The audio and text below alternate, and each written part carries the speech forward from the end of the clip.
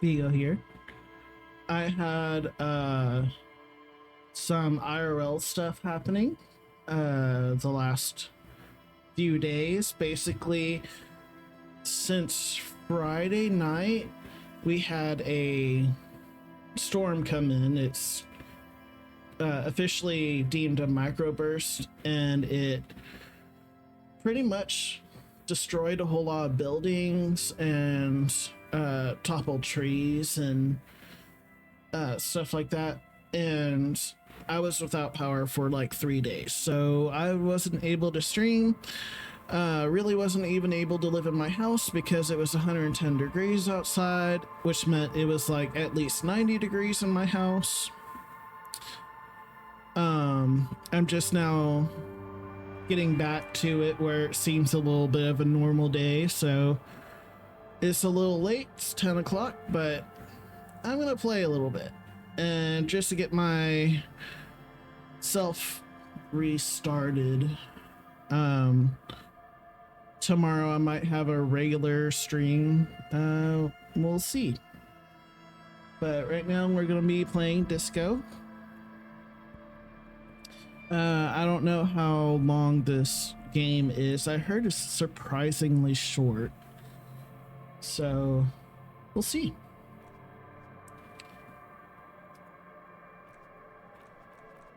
So we're gonna continue.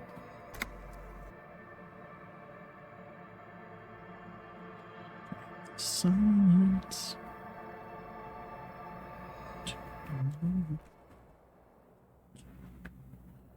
Okay, so we're 7:30 in the morning. Let's situate ourselves. Hold on, let me pause my music. This is here in my arms. Okay. So let me take my flashlight off.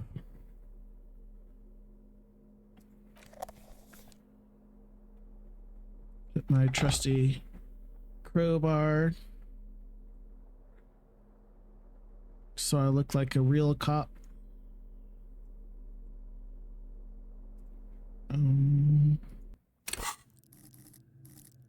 We have 4 into rhetoric, which is my main characteristic. I figured we'll try and do the communist take of this game, because I align with that a lot more than anything else. Put 2 into visual calculus, 2 into logic, and 1 in suggestion, volition, and empathy, and then hand-eye. So we have 84 out of 100 skill points, so almost 20 for the next skill point. All right.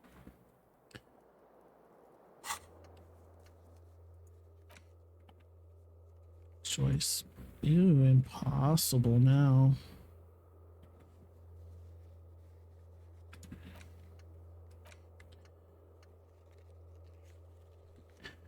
Is this Wednesday? Get to the coast, you need to use the panel to close the water lock. Okay.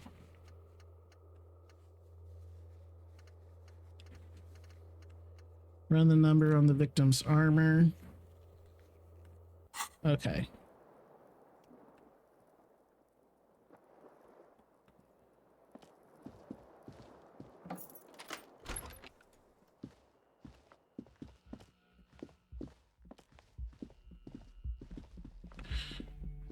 The door is closed.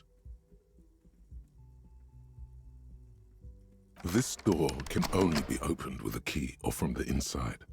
All right. Still nothing.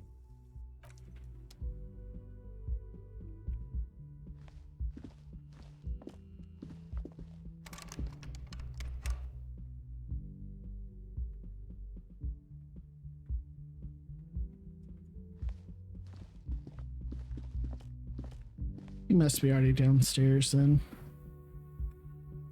Our trusty sidekick, Kim.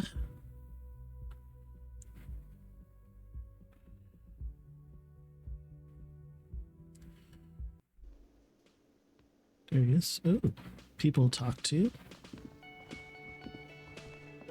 The woman in an RCM patrol officer's uniform winces as she notices you.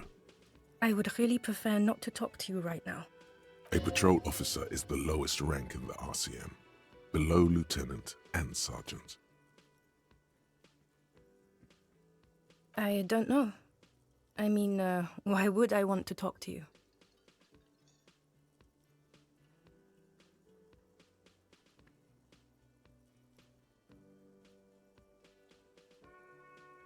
I feel like I missed things out right now.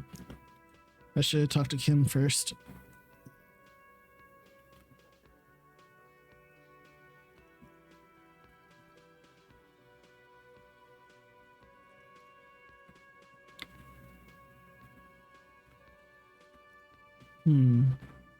These are some weird questions.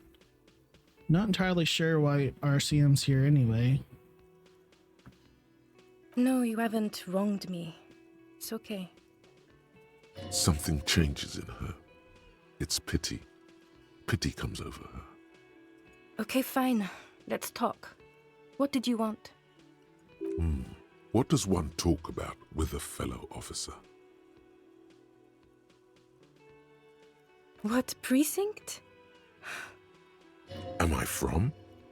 God, he doesn't know. Fucking deranged lunatic. You're getting an intellectually unsatisfying vibe from this conversation. Maybe you're doing something wrong. Maybe I am doing something wrong. I didn't talk to Kim first. Yes?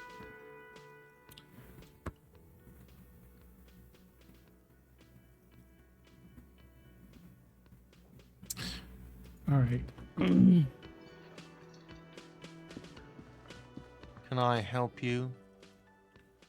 Oh, I didn't get a bill. Hold on.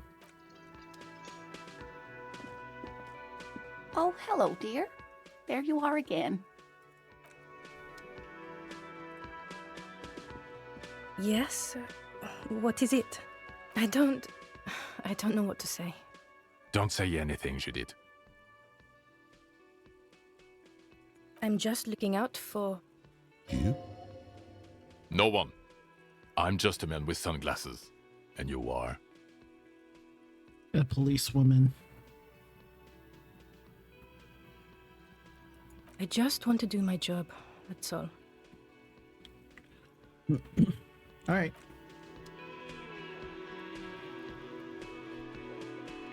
You look like shit. And I don't mean that as a metaphor. I know, it's intentional.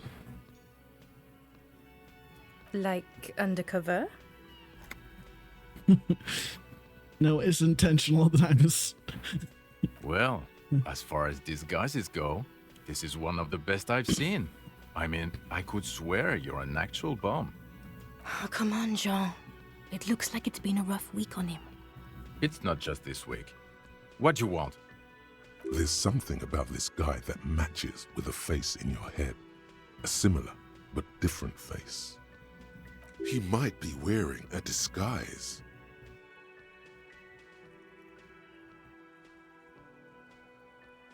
I'm not getting involved in this. It's not my style, he thinks, glancing at the man in sunglasses and the woman beside him. Oh boy, they're mad at him. No wonder. He just doesn't recognize them.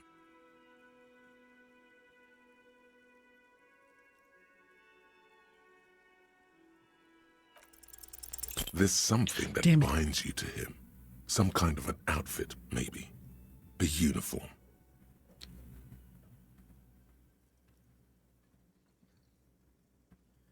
I'm actually seeing the working class, right? I want to say yes, I think.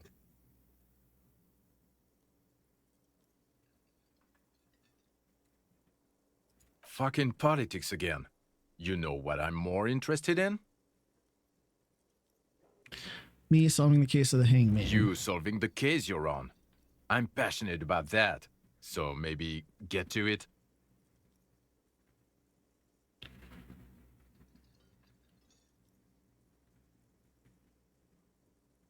Watch out for yourself, loser.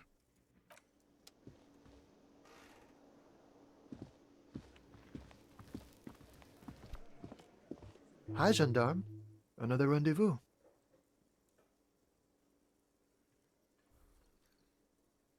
You're here. I am. So are you. What brings you here?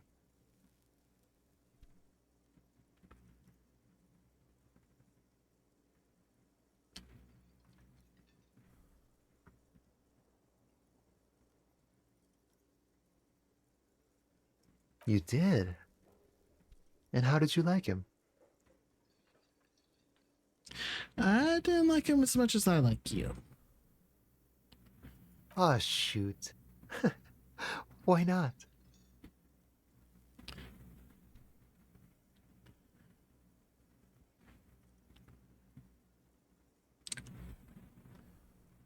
A visitor from the first world. He's not like you and me, gendarme. He can always return. Return To his where? opportunities in Occident, sur la clé. Still, his coming and going brings some life to the village. Or is it just money? I don't know.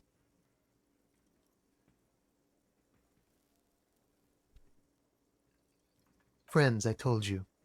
Sunday friends. Friends who like to get together from time to time. I get it. That he won't be there when times get tough, I guess. It is. On Sundays. Hmm? What about me, gendarme?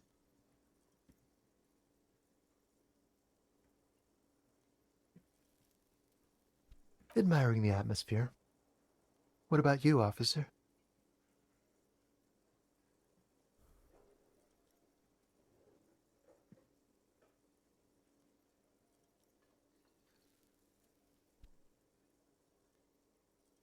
Convenient.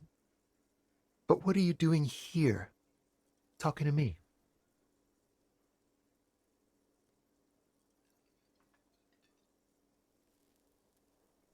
Composure. Should I chance it?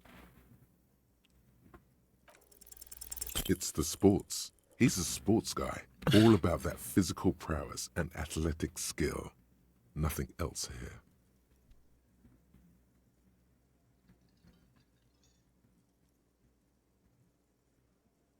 Bye-bye, gendarme.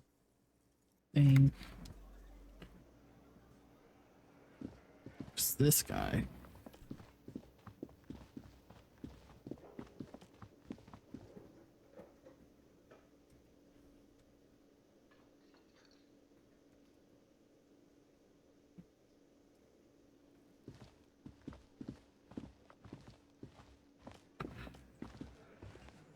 I've got nothing to say to you. All right. I think I need to put in those numbers or check back with the numbers on the thingy, I guess.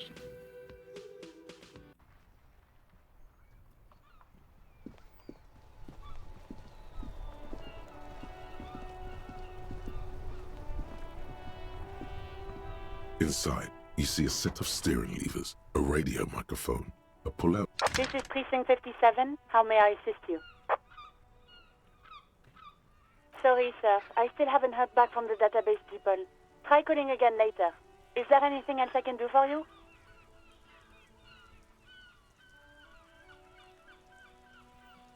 think that's 57, over and out. In the cabin, you see a set of steering.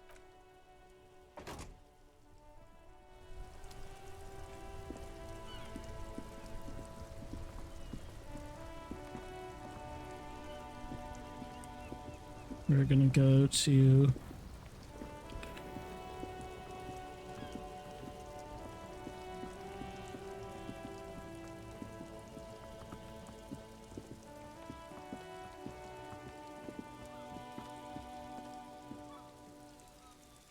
see.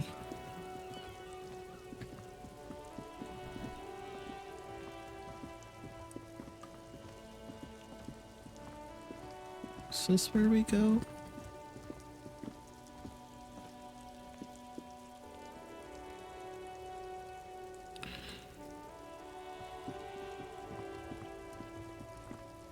How do we talk to the people again? Oh, okay. I see. Wait, no.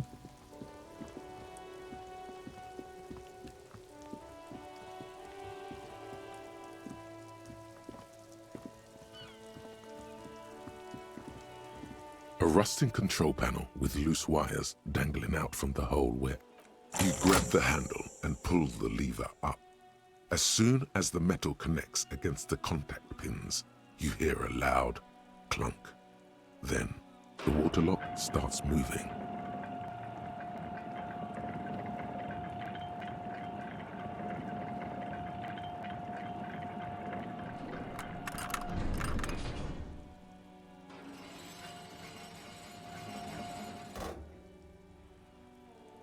Okay, Alright. if we ever need to get to the coast, then this is the way. But please, contain your wanderlust for now. I don't want us to get sidetracked, not with everything that's going on. Focus on one thing, achieve it, then the next, he thinks. That's the task chain.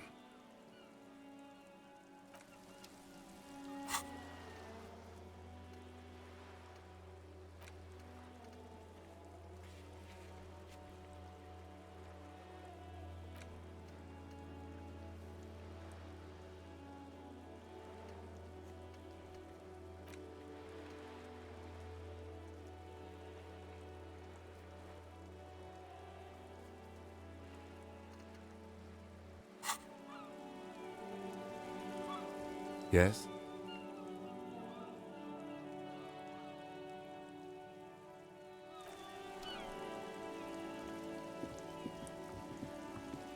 Okay, I guess we go to the body and I tell him.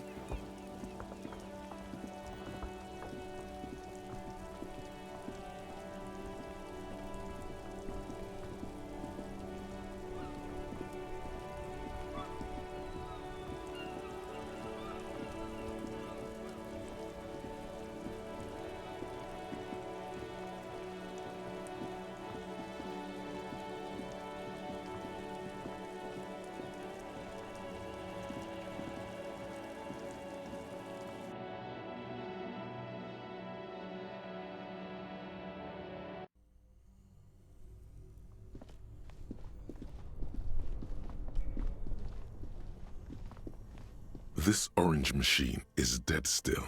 It has a hand-cranked ice cream churner and an electric freezer. Turning the crank feels oddly satisfying. It's all gone now. You'll never become a poet or an entrepreneur. I need a better pry bar.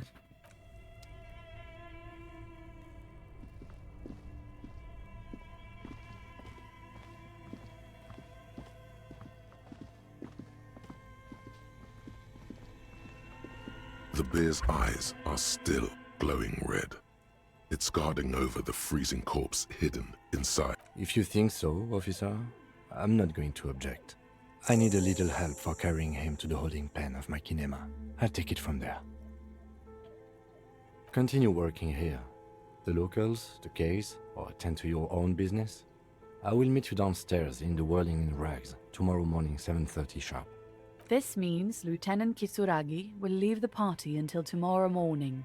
You're free to do side tasks and even the main case, though it might be more difficult. If you have nothing to do, read books or sit on the bench on the plaza.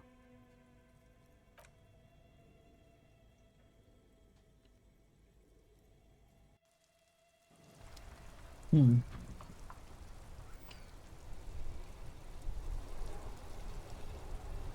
then.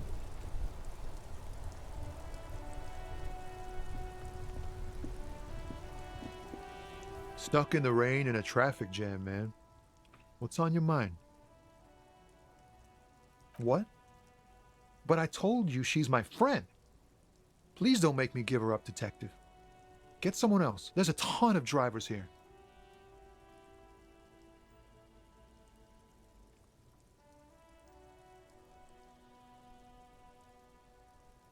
Thank you, friend.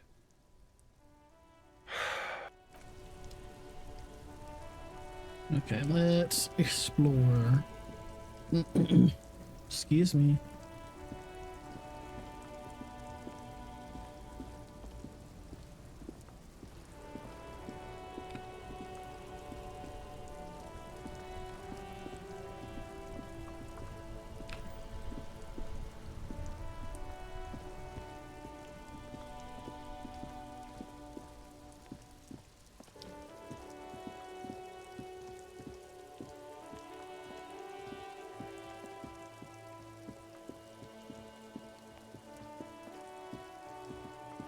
Look at this.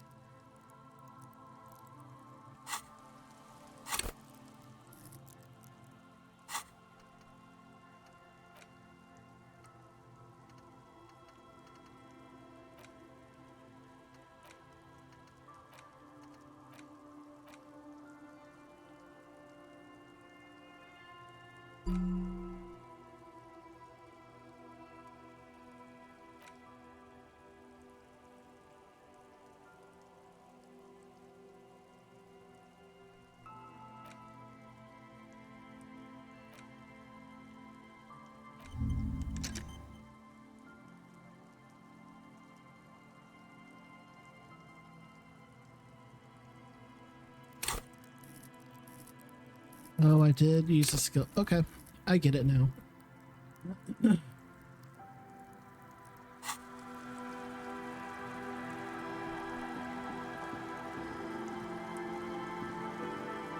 You pick up money.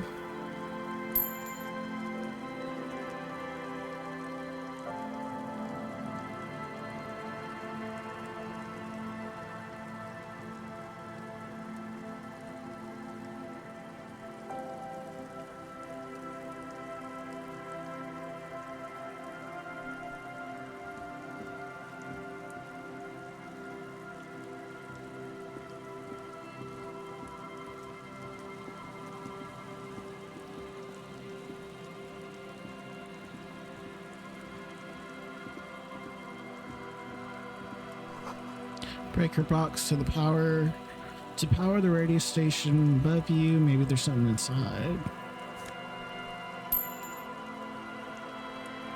Ooh.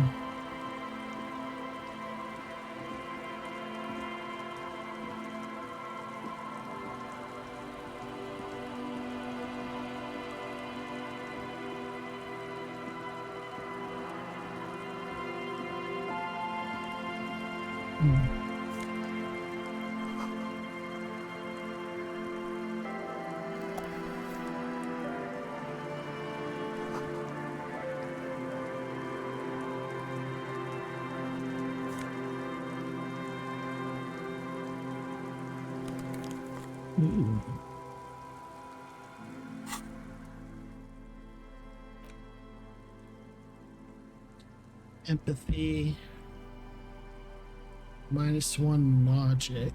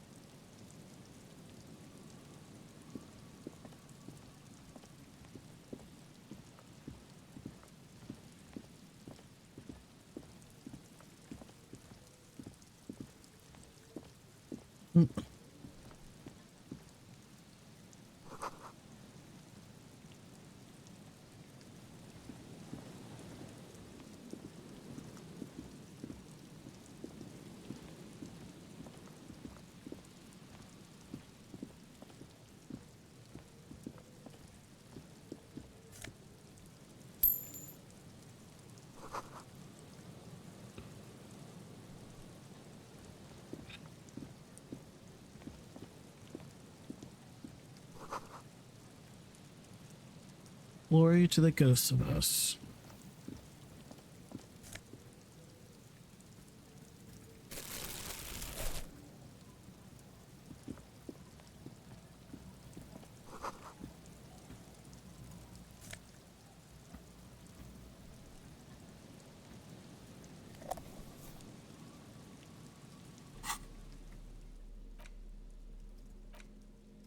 There's no way to listen to the tape without a working tape player or portal reel at hand.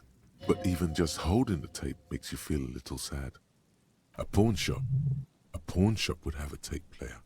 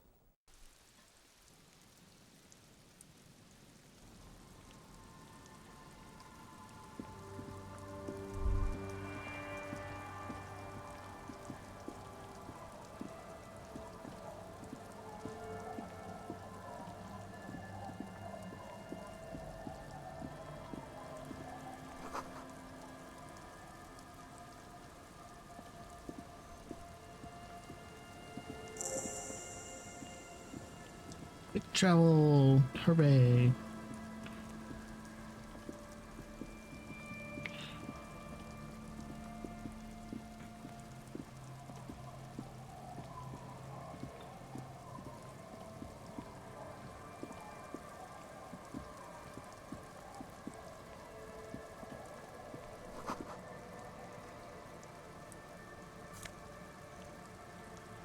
To the kingdom of conscience.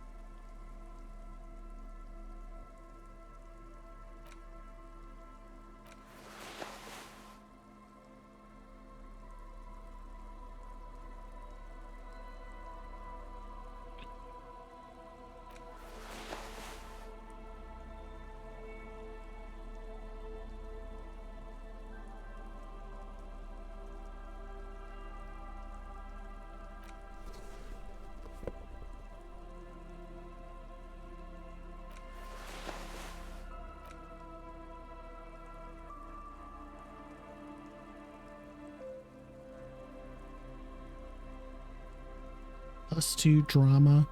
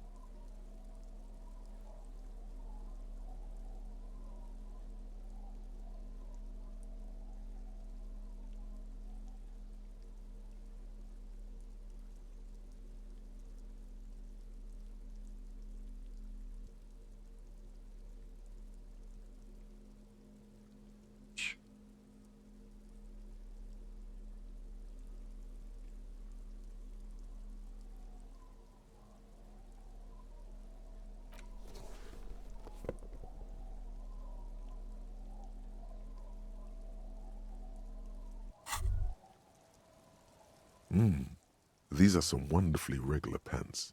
Not too tight, not too loose, moderate in every sense. You'll blend right in at some pleasant dinner party. Let's hope no one saw you wearing those outrageously regular, almost moralist pants. Wow, you work hard. Oh, yes, you hustle. You're a provider. It's tough out there, but you keep... Look at yourself. You're a human pedometer. You must have walked 200,000 steps down cracked asphalt, mosaic, sand, and linoleum after you re-emerged. That is the sign of a hustler who never gives up. The world is harsh and people are evil. You didn't make it that way, and you won't let it break you. You ride.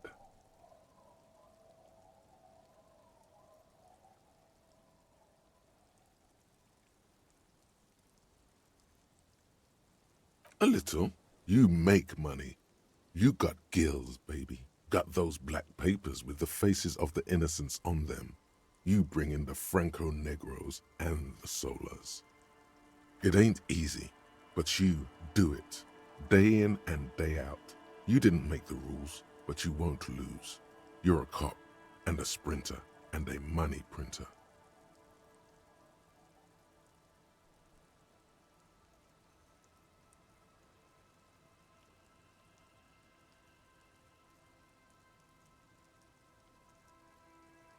Wasn't easy getting that giant novelty check from Everard. Took some ingenuity to get into the harbor, but you got in, and you took that bribe as hard as any cop's taken it.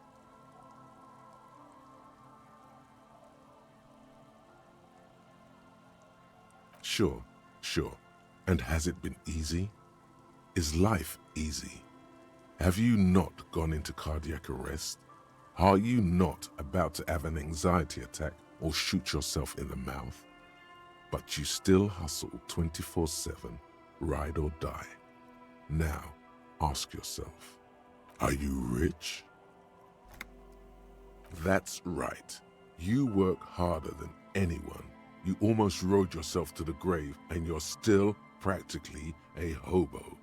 Why is that?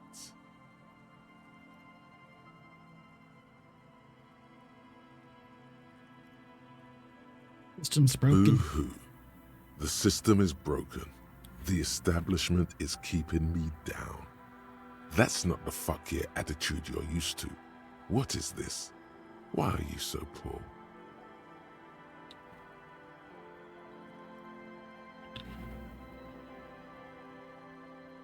Because of the taxes, G-Man's got his jam-covered sticky fingers in your pocket, stealing from you every time you buy, sell, walk, talk, fart, so much as sneeze. Aren't taxes almost non-existent in the Gossamer state that is Revachol?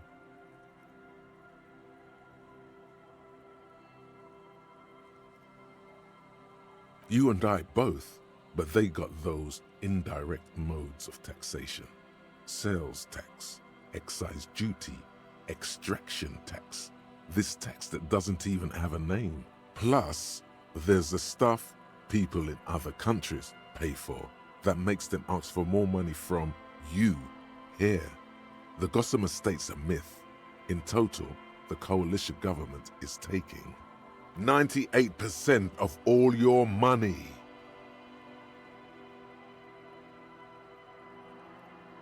What are you, a racist? Don't be a racist. Be a cool immigrant, ultra-liberal free market advocate. Ride or die. Keep it street. This guy's appropriating the emerging Boogie Street lingo as part of his sales pitch for the free market economy.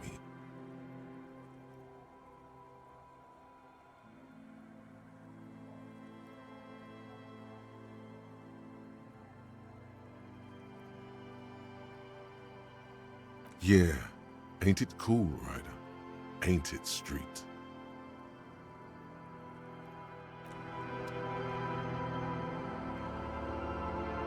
One, let me put some pants on.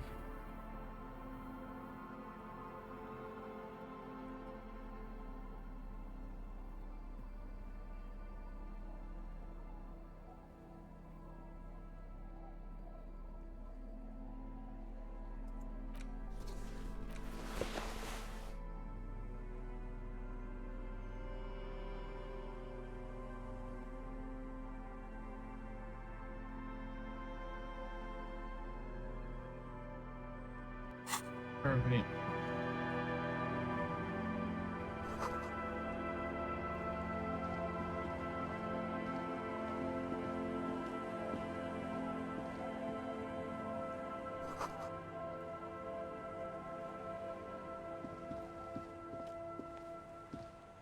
You sit on the wind-worn wooden planks of the bench. Your feet ache.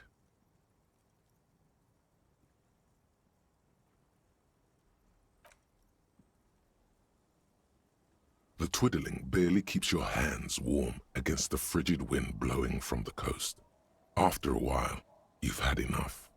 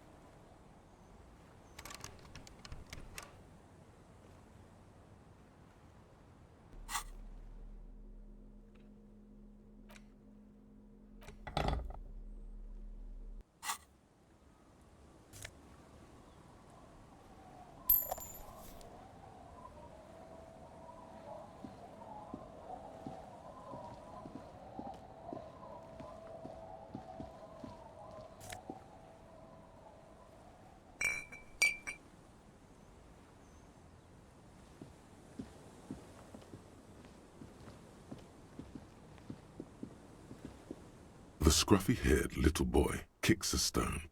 He can't be more than 5 years old. The other one looks indistinguishable from him. He watches his brother kick the stone with his tongue lolling out of his mouth. The stone-kicking one becomes frantic all of a sudden as if that's something to be scared of. The obvious fact that you just stated. He looks just like me. The boy doesn't answer. His brother throws another rock. Both of their hair is covered in some kind of dirt. The kids don't reply, absorbed in their little game.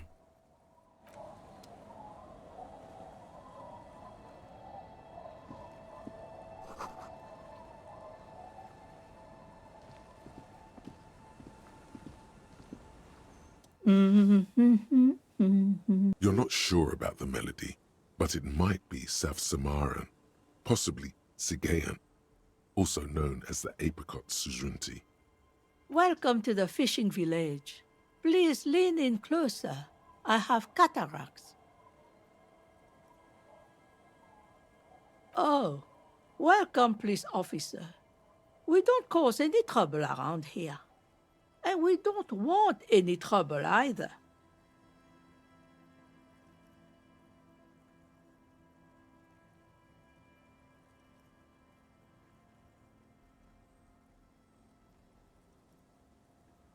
Oh, of course. Last time we saw you around here was 12 years ago. You also came to take care of trouble then. Wish you did. But still, in Martinez, you're considered an ill omen.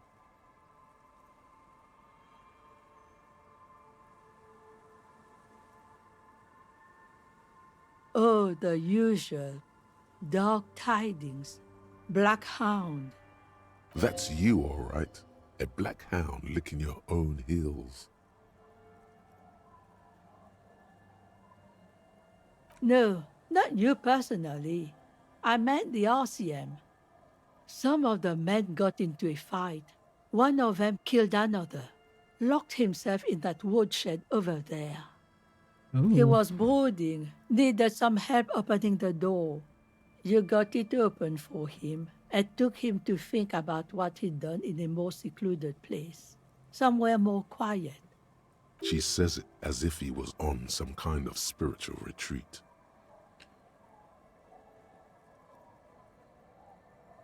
You're still welcome here as long as men with guns aren't chasing you. And maybe even then, because that's the kind of fishing village we've built. I'm sorry there's not a lot of room to park the motor carriage, and not a lot of houses, or a lot of people. My kids are long gone, searching for treasure. So are others. Ah, look at me ramble on. What brings you to us?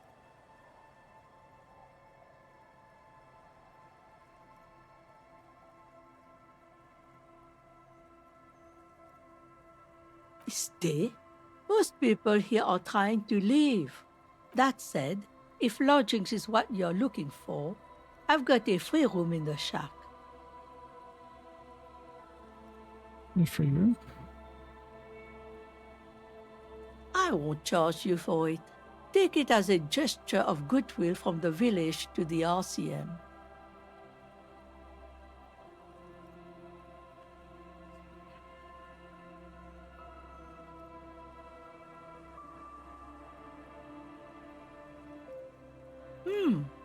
That's exactly how they get ya.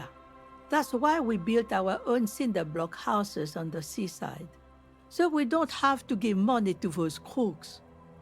We might not look like much, but they are ours.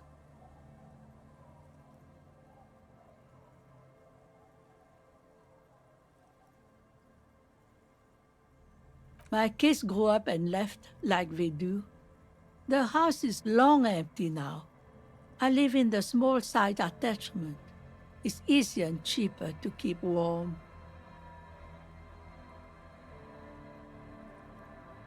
Aye, the room is pretty bare bones, but it's got a bed and roof over it. That's more than some folks have around here. When Varson communist revolutionary Ignas Nielsen was in hiding, he stayed in a hut on the Boreal Plateau for 10 months.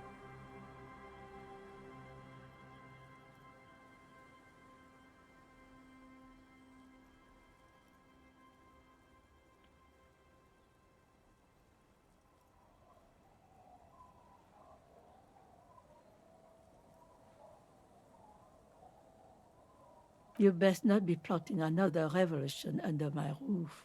We barely got through the last one. But the room, do you want it? Got yourself a tenant. Don't make an old woman regret opening her house to the police. Just us. It's barely a village anymore. We almost don't exist. This is pretty much a non-place. A gap, a blank spot on the map, just a cluster of nameless shacks on a nameless street. The place is so pornographically poor, it's not even funny.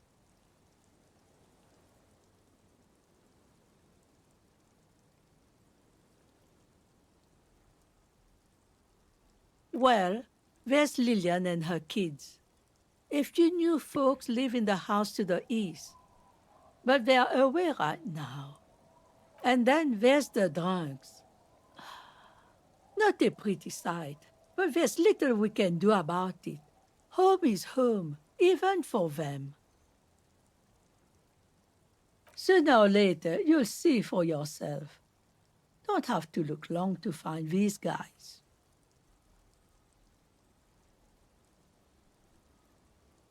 Here, for you? No, officer. The only money we have here is some coins the drunks tried hiding from their women and then forgot about. She nods, rinsing another piece of cloth.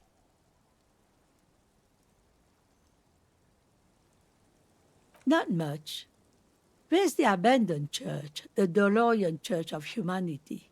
It's been there since before my time, even. Some things just don't fly, officer. Look around. Who'd go to church here? They built it 300 years ago. Must have been nicer then. The ecclesiastics have tried to get things going there, but things just keep happening. Crime, accidents, other things. The place never stays open. It's a pity. It used to be such a nice church. She's not telling you all she knows. Keep her talking.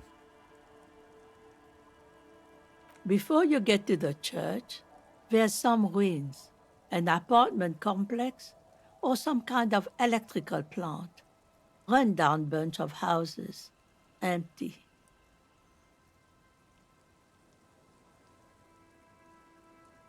Of note, the old fish market up on the boardwalk, but it's closed. What? You're one of those real estate people with big plans? If you want a development opportunity, you can check out the abandoned building over at Land's End. Used to be a supply depot, we think, sending goods and ammo across the bay. It's jammed shut though. We tried to get in, see if there was anything to sell or scavenge, but it's impossible. And now you know everything there is to know about this coast. All right. Me? No one. Just an old washerwoman. Mother called me Isabel, if that's what you're asking. And my married name is Sadie. Now it's your turn, Mr. Why, I guess I will, Harry. Aye, it just rolls off the tongue. I used to know a Harry. Strong lad, but dumb as a rock. He did too many narcotics. So many, he fell off his boat and split his skull on a buoy. Folks who saw it say his head cracked open like a melon. Nasty, nasty.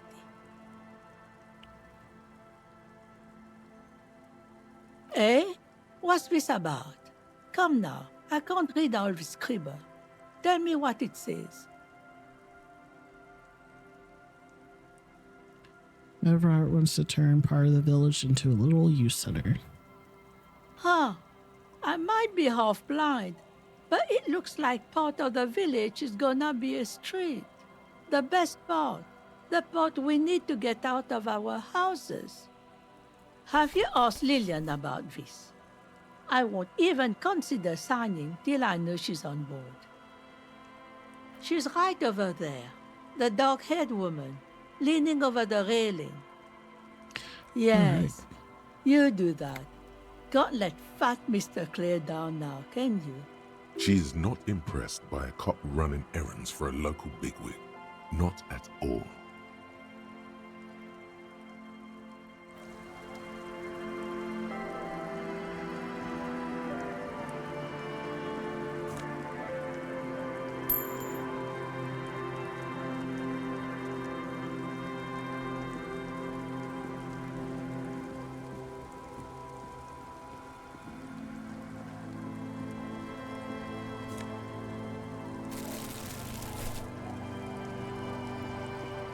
Hi, officer. Anything I can help you with?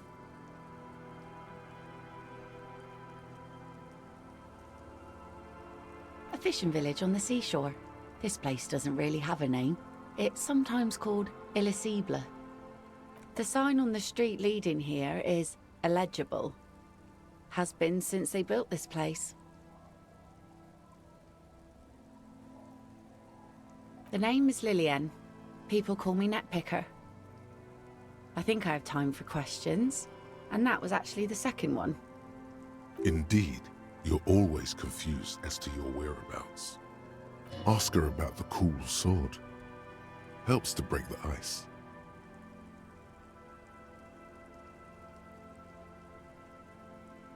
Unfortunately, the factory sold this one with a 3-year warranty instead of a story.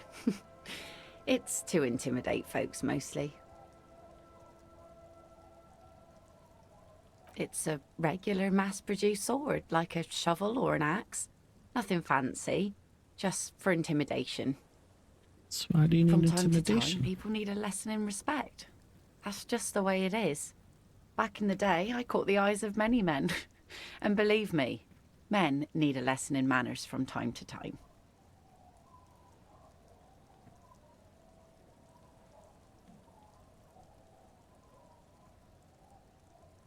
Some went to patch their wounds, their lesson learned. Others were more thick-headed. And one of them, I ended up marrying. Gone.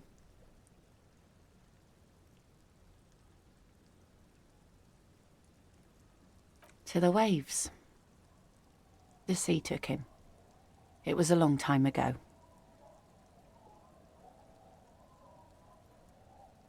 Who knows? Maybe he fell over. He didn't respect the sea. Went out there, drunk like a skunk, and sure enough, one day the boat was found floating empty. The bloated corpse turned up 2 weeks later. Now, before you tell me how sorry you are for my loss, know that it was 4 years ago, and I've moved on. There's only so much mourning you can do for a drunk with sinewy muscles. She really likes those muscles, though. It's in the way she pronounces sinewy. I don't know about that.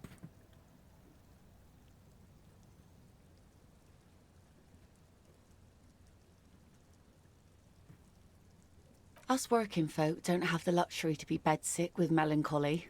Right. I buried him, mourned for an appropriate amount of time, and went on. Life didn't really change that much for me and the kids.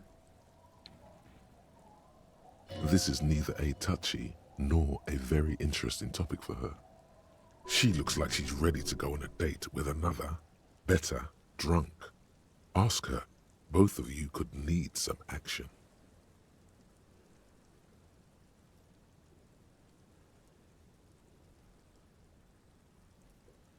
Like I said, fish mostly. Sail the waves, take care of the kids, pick nets. Right now I'm tarring a little skiff. Sometimes I also walk to the beach to see what the sea has given up. The sea is full of surprises. Keep it professional, man. Don't make it sound like you're hitting on her. This is what is called a conversation. You don't have to be guarded right now.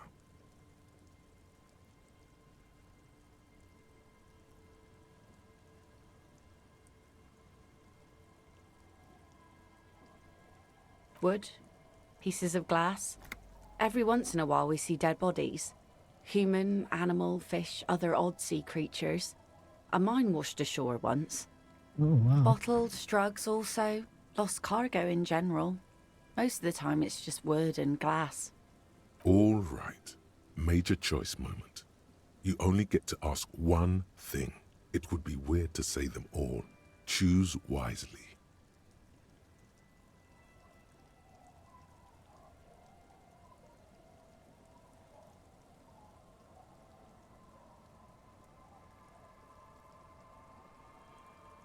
Well, you're barking under the wrong tree then, officer. I have no interest in floaters. Seen enough of them in my life already. Very unattractive bunch. Yeah, maybe steer clear of the things reminding her of the floater she used to be married to. Just saying.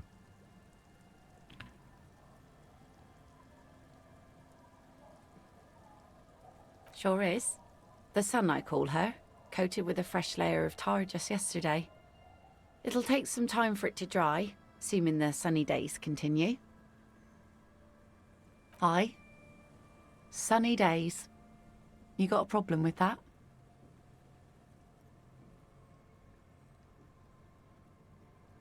Good. It would have been bad news had it turned out it wasn't a sunny day. Bad news for the skiff, bad news for the nets, bad news for the kids. There's a moment's silence. She looks at the rain streaming down the yellow belly of the boat. Go right ahead. Where are you? This says by signing, I agree to living with construction noise. What exactly is the union building? What a nice idea. Wouldn't have thought that... She sounds incredulous about the niceness of the idea. That Everard and the union have nice plans for anything. I thought they only cared about themselves. Well, I guess union members have children too. And those members have a vote when electing the head of the local chapter.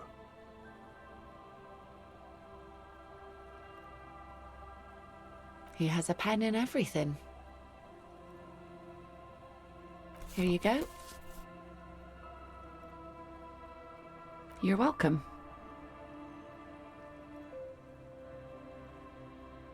Let's see. Who are you looking for? Looking for missing cryptozoologists. I don't think I know what these are.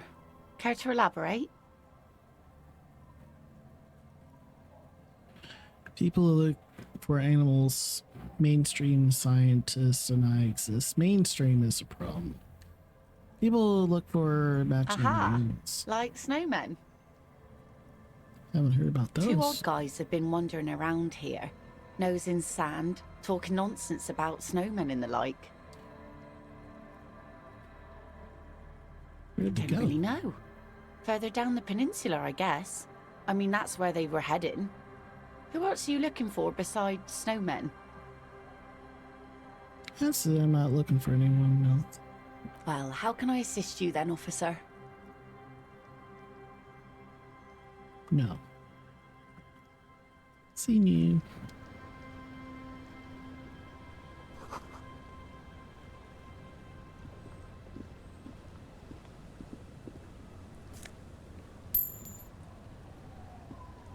Almost got money.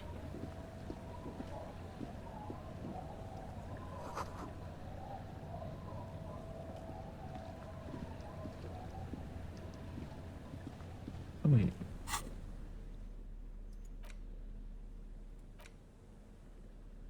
You take the legal documents out of the envelope, a 12 to 40 month construction period, and the zoning plan in the addendum. Underneath all this, Lillian's signature and an empty line waiting for a signee. Try to find a loophole in the deal. There is no loophole. The simple truth is the current residents are going to lose their street access, and for the next 12 to 40 months, their lives will be dominated by constant construction noise right next door.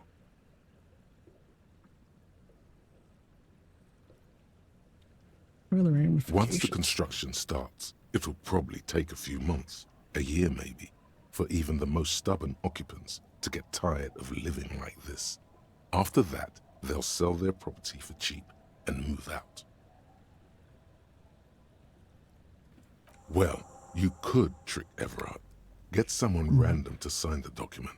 By the time the union boss finds out, your business here will be already concluded. Yep.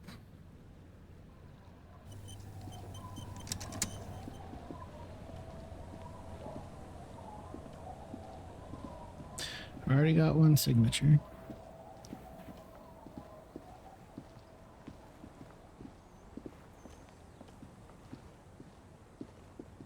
Our tenant, the policeman. I hope the waves don't keep you up at night. What can I help you with? Lillian should let her sword make her decisions. The girl just doesn't have the head for it. Either way, I won't sign. I've seen it all before. You think they've got our interests at heart? Rich men are always selling poor men promises they never planned to keep.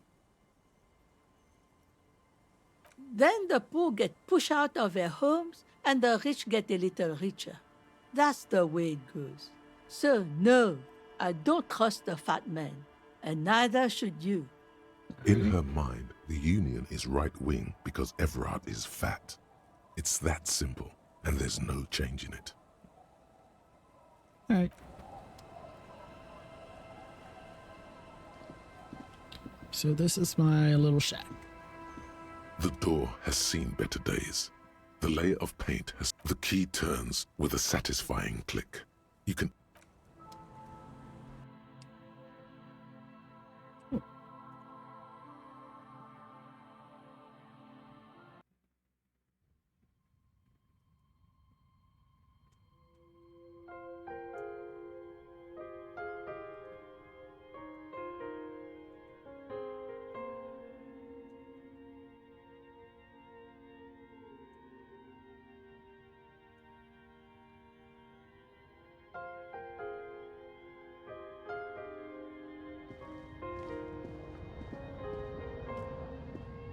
On the table, you see a bowl of water, a rough soap, and next to it, a small hand mirror.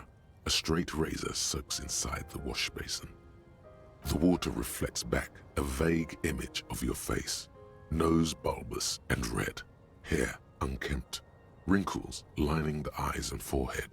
The stash is gigantic. Ooh, hand-eye coordination.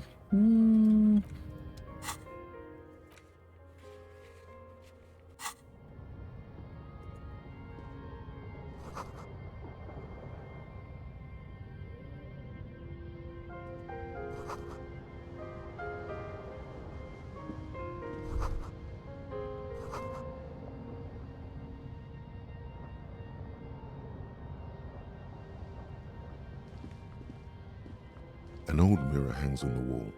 You see the reflection of your face in it, adorned with the Oh, logic.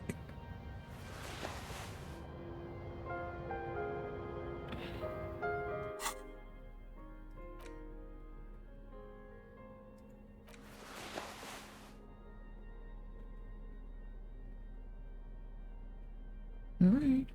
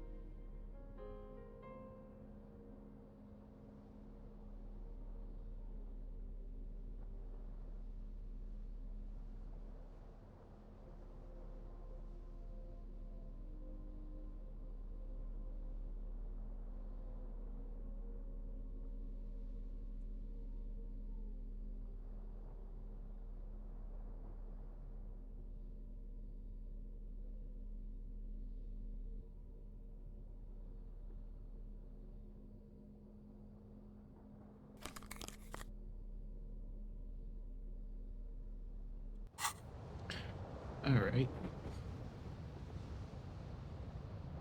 bed is comforting.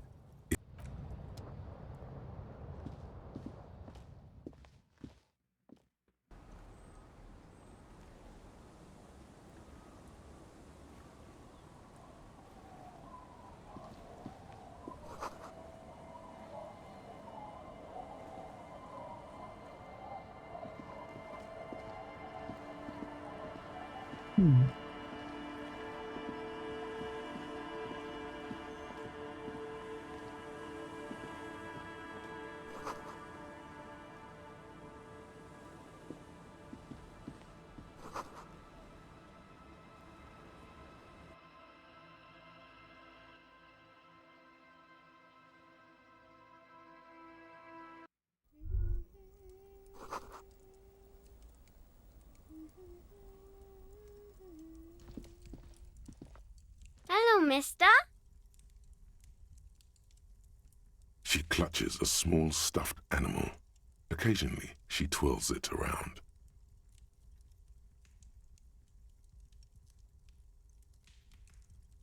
It's Lammy. He's my friend. Sort of. Like...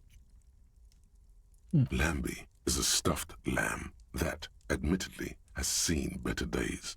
One of the eye buttons is missing, and the fur is tattered in several parts. Yes. Very soft.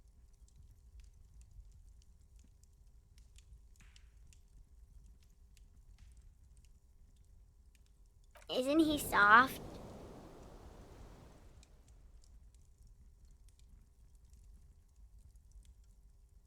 Yes, I am.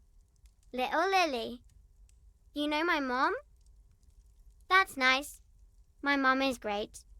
She's never angry or anything. Yes. They don't want to play with me.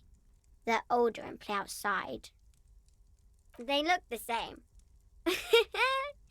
Sometimes I can't tell them apart. They look identical.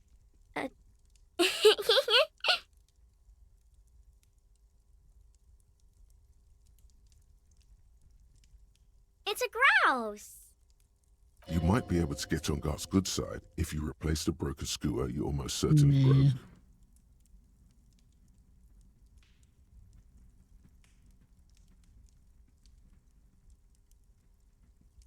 She twirls the furry doll around in the air, giggling happily. Oh, I had gloves. Very big ones. Heavy, too. Found them when Lemmy and I were playing hide and seek. In an empty house. Where no one lives. I think someone hid them there. She doesn't want you to think she stole them. I hid them. The twins were going to take them. They're stupid. Why? Oh. They're in my sandcastle. Behind our house. Under the sand. You can break the castle. It's not very good. Bye! Bye.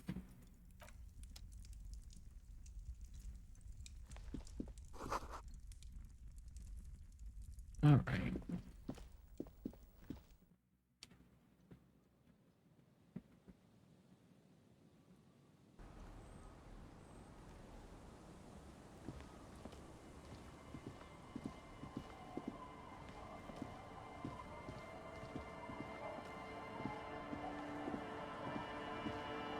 Weather has not been kind to Lily's little sandcastle.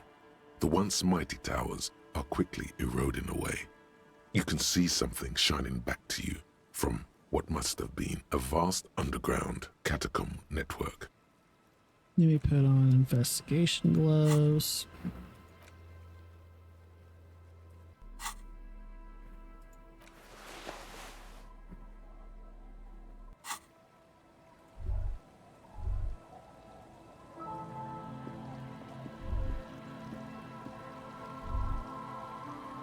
I was pressing the wrong The button. fortress is still defiantly standing.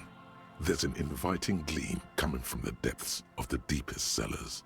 The walls and floors give way to the giant's greed, collapse and present you with a pair of ceramic gauntlets.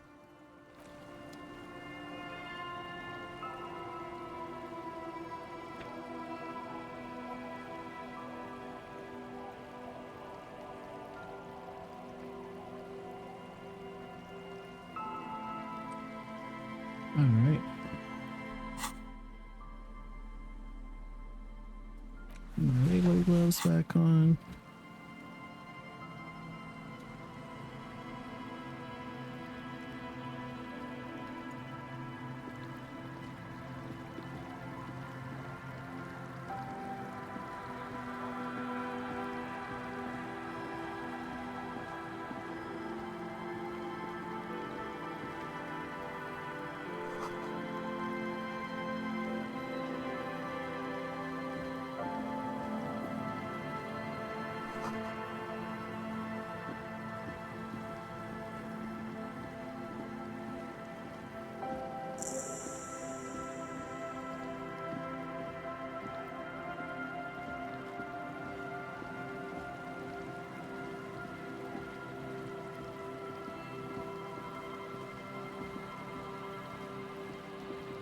What do I quick travel?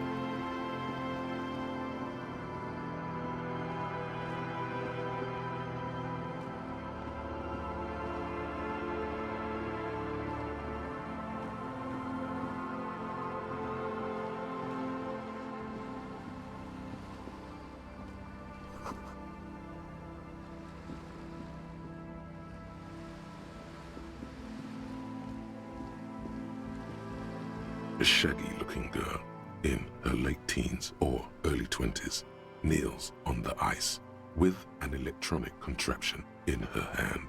Hearing you approach, she looks up. Oh, hello there. It's cold out here, but she's not wearing a hat. She must be freezing. Everyone knows drugs make you invulnerable to cold. You bet this one likes to party. Huh? So should you.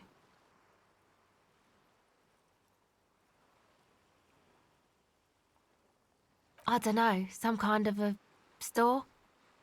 Maybe a general store? Look, man, fuck the hat. I'm sorry I said fuck the hat. I was concentrating on something else. My whole family swears and it rubbed off on me.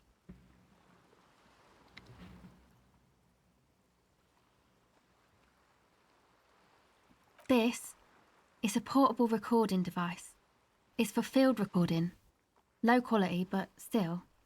Actually, just one wire. I picked on it till the braiding came loose. The wire leads to a contact microphone. A contact mic records sounds from inside things, like this ice. Your mangled brain would like you to know there is a boxer called Contact Mike.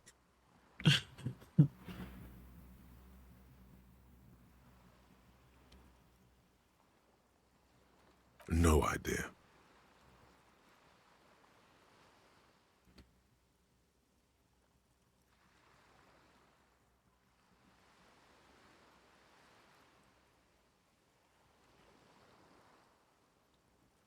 The How mic does it work? I don't exactly know.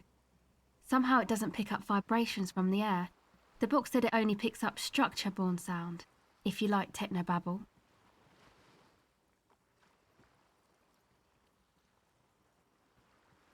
Okay. A cell. Why? Okay, it's Burger. A very common name. Okay, bye. Alright. Let's pull it down this bridge.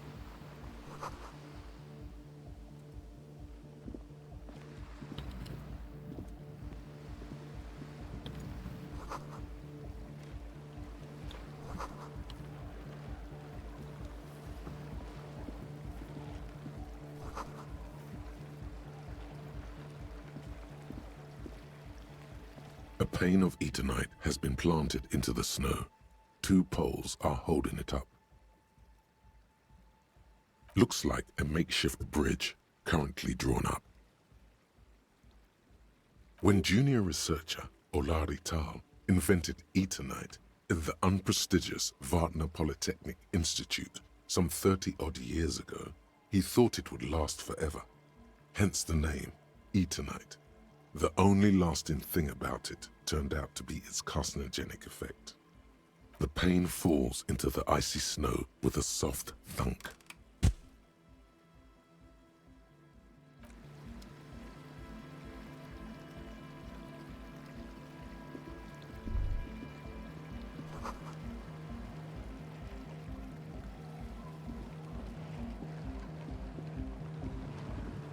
The tent is just tarpaulin fabric covering a pile of stuff. The flap is open. Inside, 3 young men are listening to some new form of music. It's like nothing you've ever heard.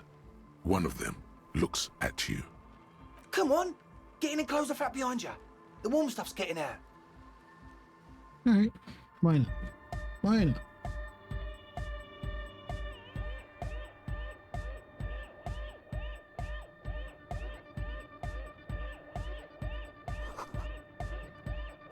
Distilled.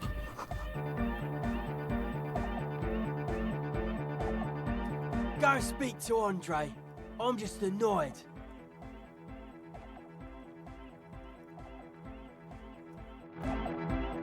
A young man with peroxide blonde hair holds up a Harman Walshi tape player, nodding along to the music. He looks at you with a knowing smile and says, as though you're supposed to be sharing some tremendous evangelical secret. Hardcore! Hardcore! Hardcore to the mega! Here comes the night! Could there have been a right way out of this garden of forking paths, you think? You see a youngish man bleaching the tips of his hair with a toothbrush. He puts the toothbrush down and extends his hand in greeting. Hello, I'm Andre. It's a pleasure to meet you. There is definitely something futuristic about his hair, aggressively so. You get the sense that this is what the future will look like. Imbecilic, yes, should the future ever come, it will look deeply imbecilic, like this guy. This is my posse, Noid. The young man with earrings looks at you suspiciously. And Egghead. Egg!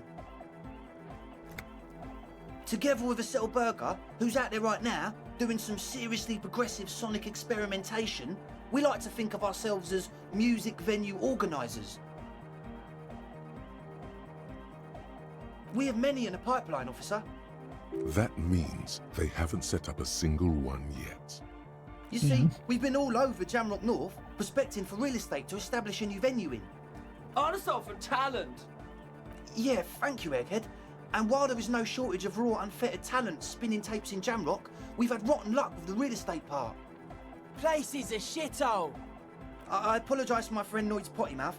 I realise this is not how you speak to a police officer. He has authority issues.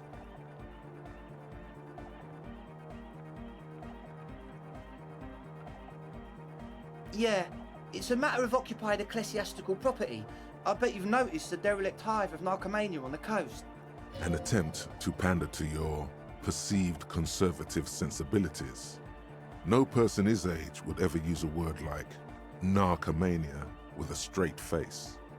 Don't fall for it. No histrionics. What are you I'm talking about? about the church, and I'm not exaggerating. Even a place of spiritual refuge can become a magnet for all sorts of dopeheads and burnouts if left unattended.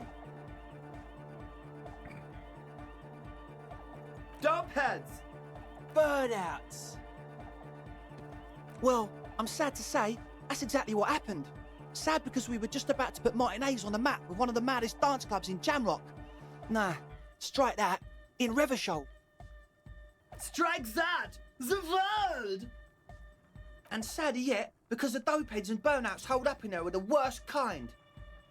He leans back a little, watching you with a steady, serious gaze, letting you imagine just how bad those dopeheads and burnouts really are.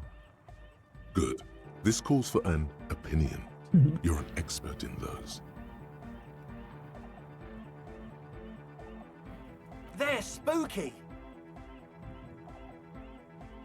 I was hoping you would be the judge of that, officer. All I can say is, their spookiness is the kind that keeps us from restoring this church into a community centre and a place of spiritual refuge. Also, they don't eat or clean the building. Shit's gonna collapse. People just wanna spin tapes without them spooking it up. Place has bad signs. No one can dance like that. Thank you, Egghead. So you're gonna look into it, right? It should be a police matter. Getting them out. Whatever spooky stuff they're doing, I'm sure it's not what the Ecclesiastes meant their property for.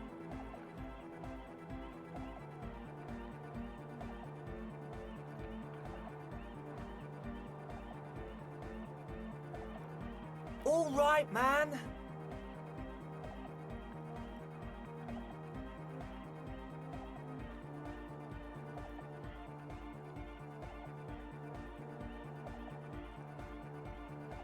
Yes.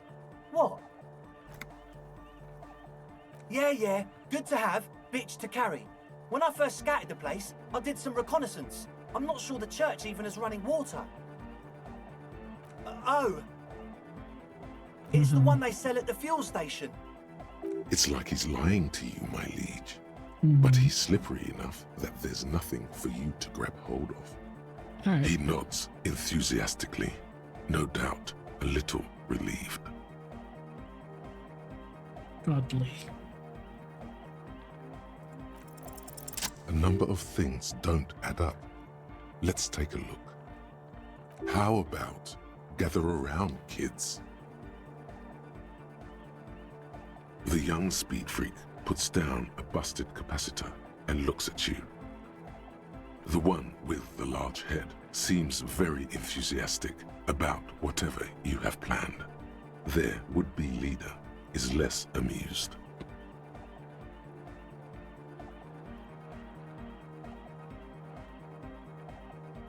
I got bad news for you, Andre. Things are What things? He senses something is wrong.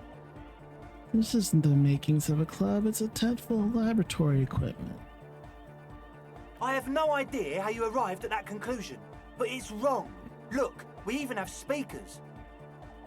One speaker. They have one speaker. What do you mean, friend? The other It's speaker. a one-speaker system. It's monodynamic. You wouldn't know the first thing about sound reproduction in anodic music. Other speaker. This may be the brain damage talking, but you've definitely never heard of monodynamic or one-speaker systems. And of they're all just still- cellular-based life, what's your point, Lawbringer? No shit. You try to use a police detective to set up a patrol That's- glove. Come on, that's...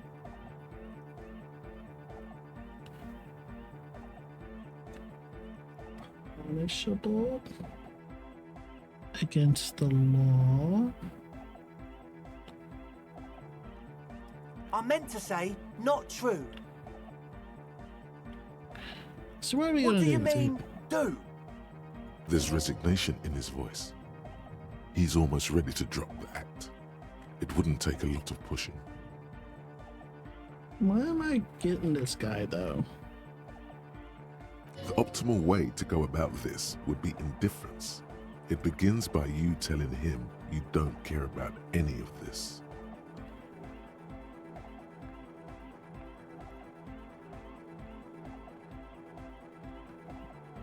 You can tell me what's really going on and we'll work from there. I can be lenient. What do you mean by lenient?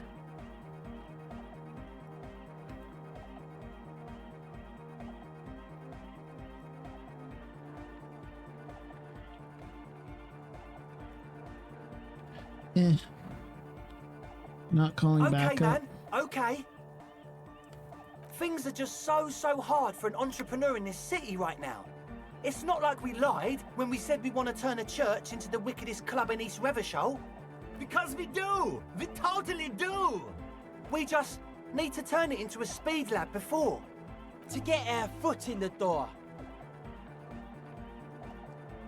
Why Like do I you told need you, spooky arseholes moved in while I was getting all this stuff together. A month ago, the place was empty, and now it's all spooked up. You're not really spooky. No, man. They're spooky, all right. It's just that they would also probably call the police if we started cooking speed in there. But the sign was way off too. I couldn't feel the love at all. Sir, you promised you'd be lenient.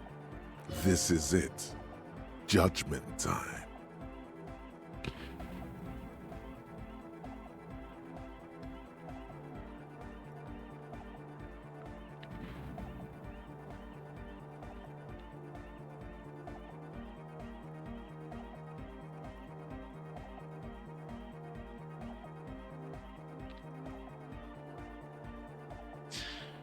Why do I need money? I'm not.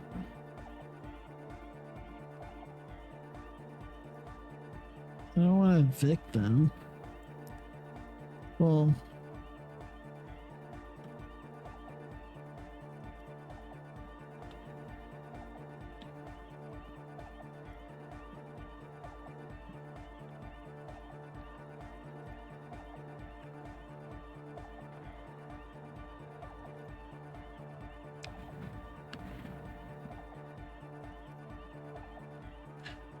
Should I arrest them?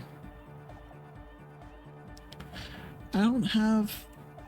I'm just one person.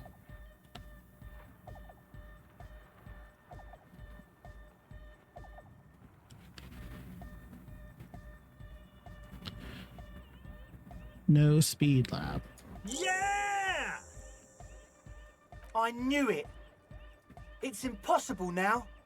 No, Andre, it's harder now. This hard cop has come to show us how much the fish is, and the fish is always so much more. We all know there was never going to be a club for Nordic music with the Speed Lab. Now it has a fighting chance.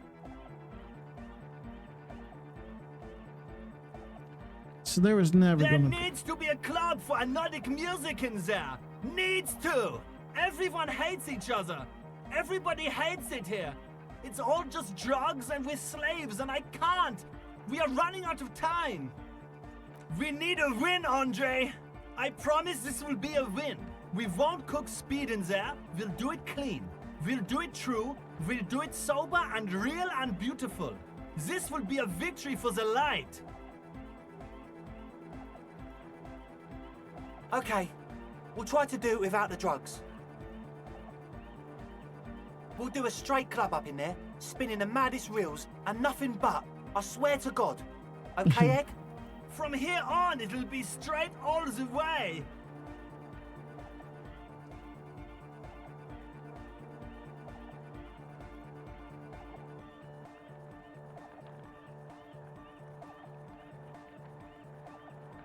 Truth is, I don't really know. None of us do. I don't even know how many there are. All we've seen are glimpses. You haven't even seen them, and there's you want the also the police... machinery. This machinery is of the deeply mystical variety. When I first scouted the place, back in February, it was abandoned, empty. Took some time getting the crew together. So about 2 weeks ago, we came here hoping to set the stuff up.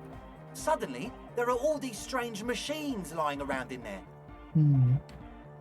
One of them has wires running into bowls of water. Wires into water. Never seen anything like it. Andre, tell him about the feeling. Oh, and it felt like there was something in there with us, watching us from the dark. No, the other one. Which other one? I'm not as in tune with my emotions as you are, Egg. Felt like silence. Awful silence.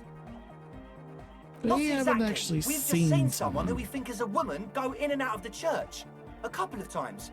And we felt someone or something eyeing us inside. But that's kinda it.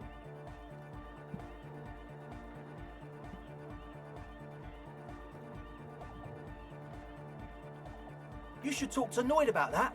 I just got a distinct burnout and dopehead sign from them. Probably jacked up to some snuff station too. Probably, very likely. With a small surge of PEA, alertness fills you, as if to say, this is a dark corner. Look behind it.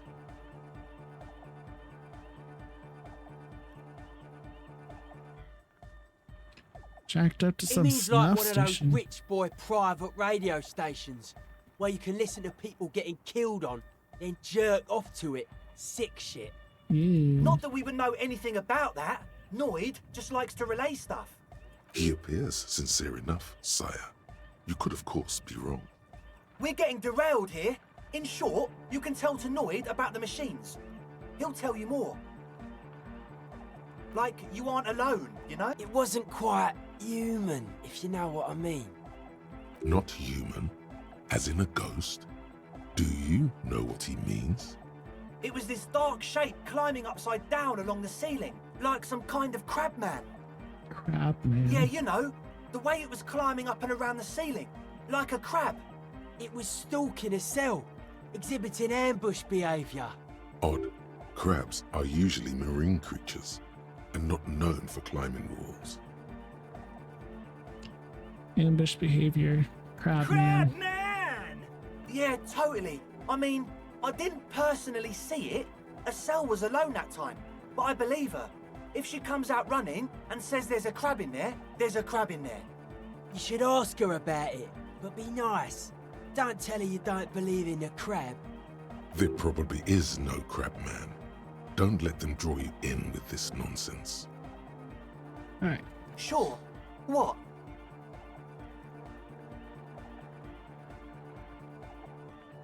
You mentioned some Oh yeah, Ecclesiastes on that's the a church. meteor and name for the founding party. Thought it'd be cool to use it. If you don't know what the founding party is, there might be a way to mask it with minor demagoguery.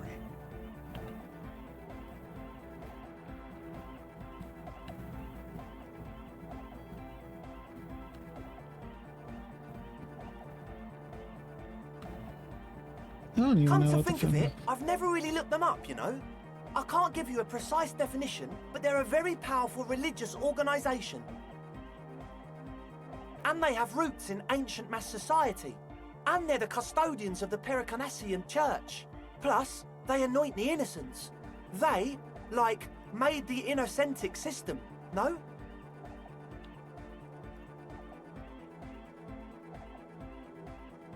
It doesn't sound like they would appreciate a dance club in their church.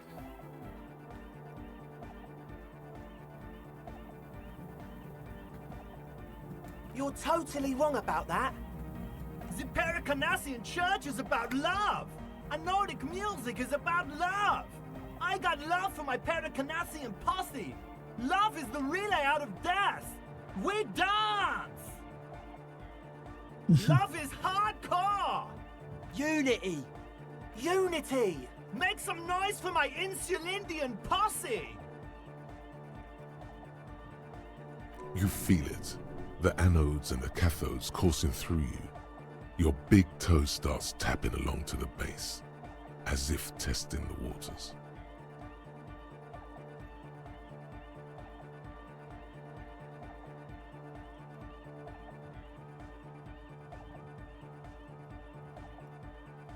feels good.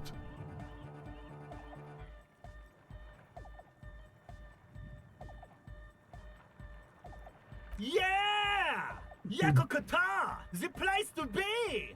He seems ecstatic that you share his vision of Pericarnassianism. Do it for the masses. Do it for the crew. I didn't want to say it, but it was pretty lame of you to imply otherwise. Anyway, you got more questions? The one with the large head is still looking at you, nodding his head, waiting for your body to start moving. Oh, you should have the key. We had to padlock the door to the church to keep more vagrants from wandering in.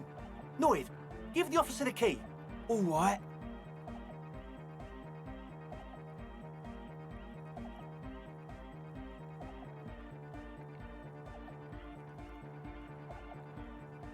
Noid watches you pick up the key with a smirk.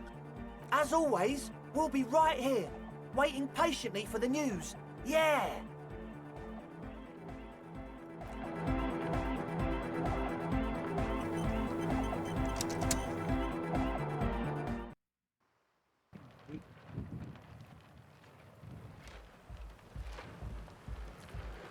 Her again, I think. The shaggy-haired girl. So you talked to my associates, right? Are you going to help us? With the church, I mean. Great. Let us know if there's any progress, will ya? We've been waiting for weeks here.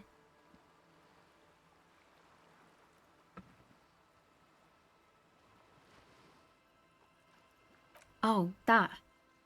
You're not going to believe me. There's no point in me telling you. She's less prone to blurting out "crab man" than the others. Okay. I went in and I saw a woman next to one of those machines there. Noid calls it a mainframe.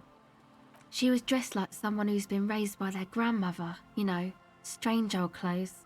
Had this absent expression, didn't say anything, just stood still. And then, you know, right behind her, a man crawled down the wall, upside down like a crab, down the church wall. I think the woman didn't even know he was there. He was completely silent. He stopped right before he got to the floor, then just hung there like that, looking at me, right at me. I fucking turned around and walked out. End of story. It was too dark. I couldn't tell exactly. Come on, she obviously could. She already went into detail. He looked like a banger, okay? He was all muscular and stuff. Had a mesh tank top. I know it sounds ridiculous, but that only made it scarier in a way. Yes, a banger. As in a mess gang member. I know what it sounds like, but that's what I saw. Why? Why would you stay in the game? Nothing. Anyway, what else?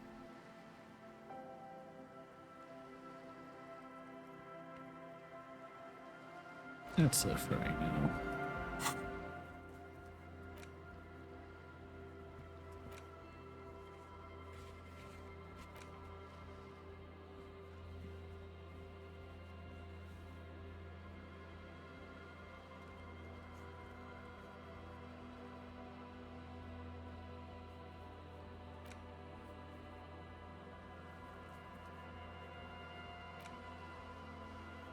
I already did all that.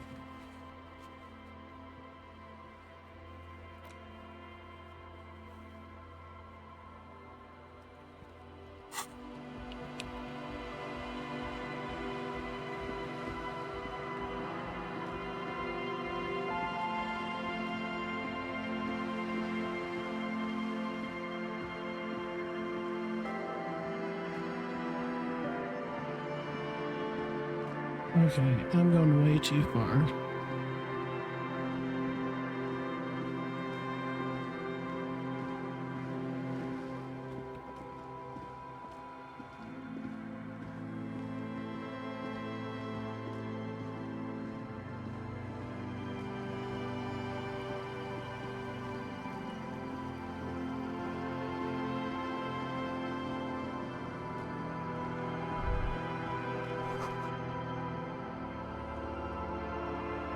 Oh, is this the church?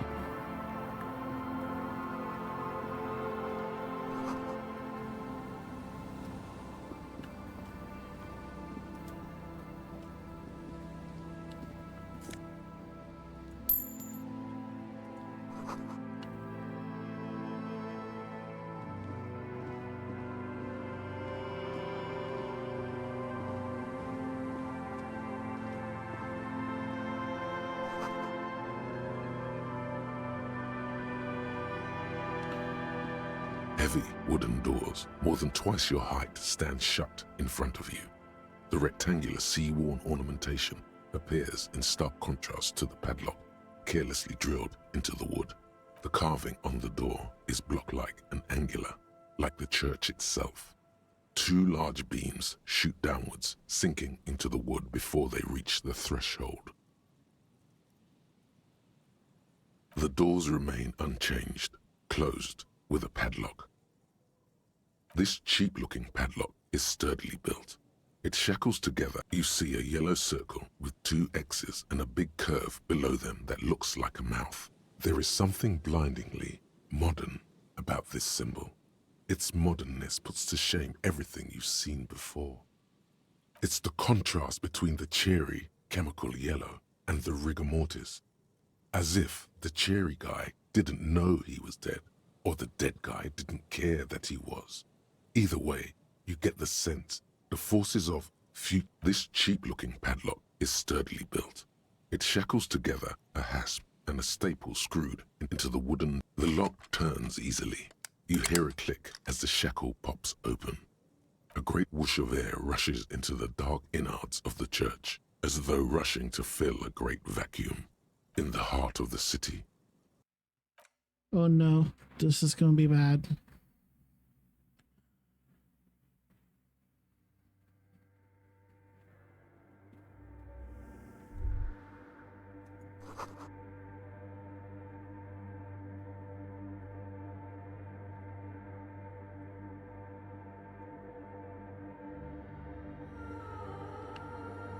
No, too spooky right now.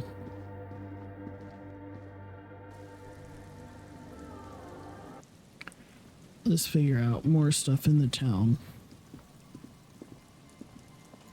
Because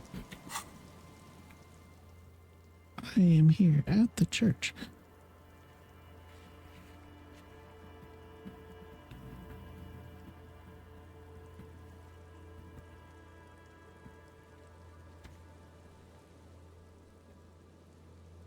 I don't know if I have anything else right here to do.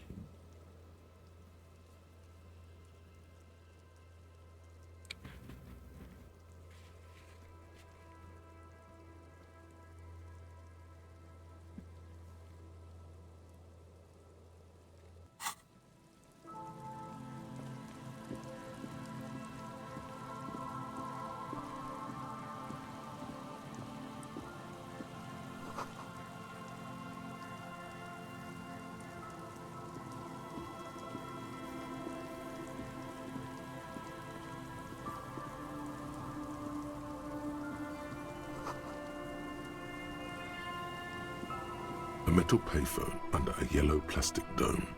You could use it to call someone, unless you're out of change.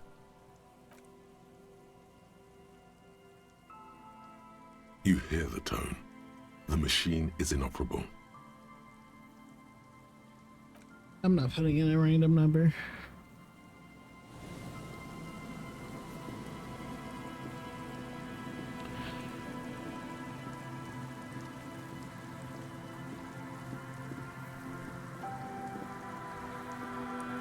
Someone has left an unidentifiable article of clothing on this railing. It smells really bad. It's streaked with dried seagull shit and tangled with pieces of seaweed. A dangling arm suggests that there might be a jacket beneath the crust of filth. It seems likely that it was left in the surf until someone laid it out on this fence to dry out. Unfortunately, that just seems to have stiffened it into a shapeless mass.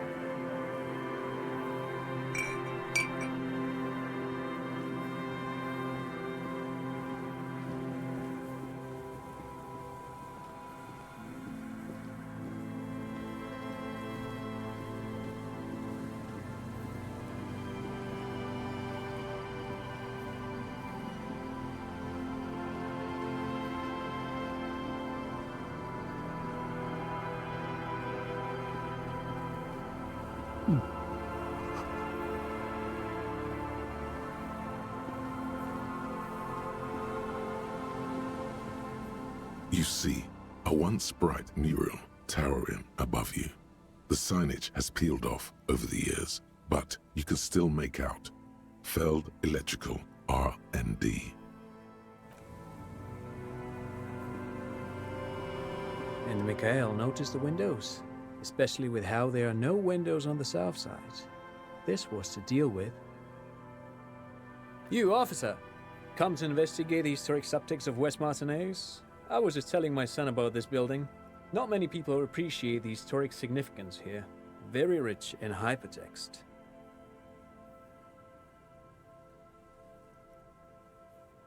Yes, hypertext. Young Carp and the collection of cultural hyperlinks. Very important. Mikhail, say hi to the officer. Mikhail's a little tired today. We spent all night trying to run Orbis on his radio computer. Have you heard of it? It's a programming language used in Grad. Quite tricky, but he wanted to play this Grad-made adventure program. We've been getting really into verbs lately. The man speaks in the artificial cadence of a professor, or someone who's been on too many radio shows. But I assume you're not here for giant worms when there are so many real things to see. Just as I was telling Mikhail before, this is where the Coalition landed in '08. We could be standing on what is the most interesting landmark in Revachol West. This man is your half-brother. You feel it. But why? Well, get a load of this guy. He really enjoys his trivia. The Orbis programming language was named after its inventor, Victor Orbis, a cybernetician from Grad. They run Vox in the Occidental countries.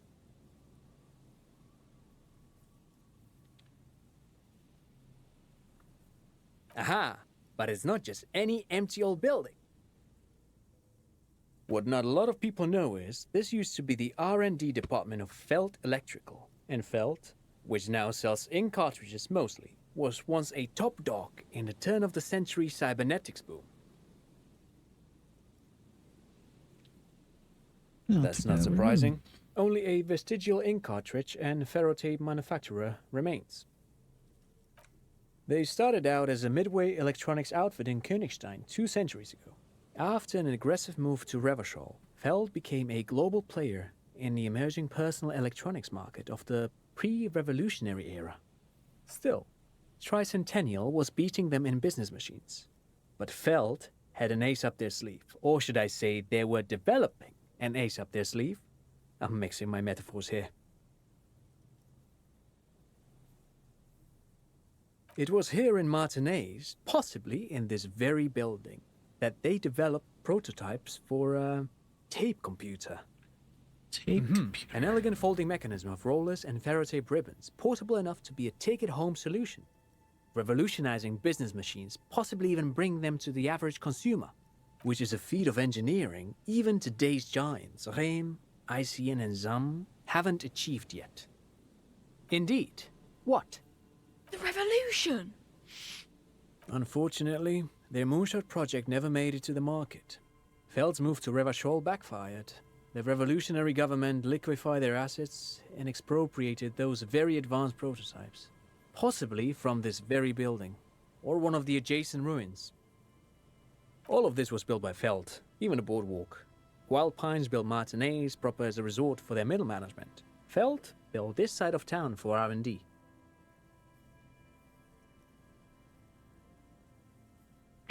What do the revolutionaries do with those? They used them for military communications, but also to write and send out press releases, the most notorious example being Le Décret de Mars. What's the Mars Decree? I mean the radio transmission sent out to news agencies and world governments by the newly created Commune of Revachol on the 7th of March in the year 02. A short-lived legislative foundation for a short-lived utopia.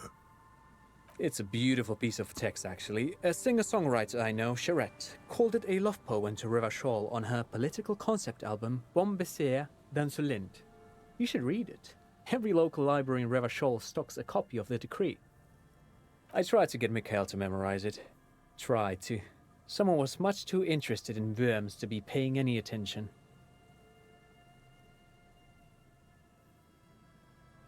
What happened to the Oh, engineers? I'm afraid it didn't end well for the boys. But this story is a bit too dark for little Mikhail here. Now, if you were to ask about tape computers... He means that. The boys got shot by the communists. The boys were bourgeois.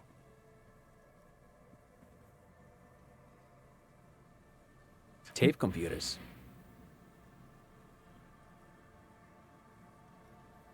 Actually, no one knows. No one even knows what a computer made entirely of tape would look like. But word has it, they were very elegant, exquisite, alien-looking turn-of-the-century hardware. Buckle up. 10 years ago, I did a little freelancing, I guess you could say. I was a special consultant for an exhibition at the Womty Dumpty Dum Center in Vredefort, Oranje. It raised the same questions, and we had lengthy discussions with Paul Ockerman, who was head curator at the time. This was before the twins Keith and Guy Hughes joined the team, trying to... He did it. He said, Wumpty Dumpty Dum Center, like it's the most natural thing in the world. What the hell is a Wumpty Dumpty Dum Center? And who the hell are Keith and Guy Juiced? The Wumpty Dumpty Dum Center for Contemporary Art. The exhibition itself drew on Lagerman's notion of memory, and so there were some parallels. That's why the head curator, Paul Ockerman, chose to...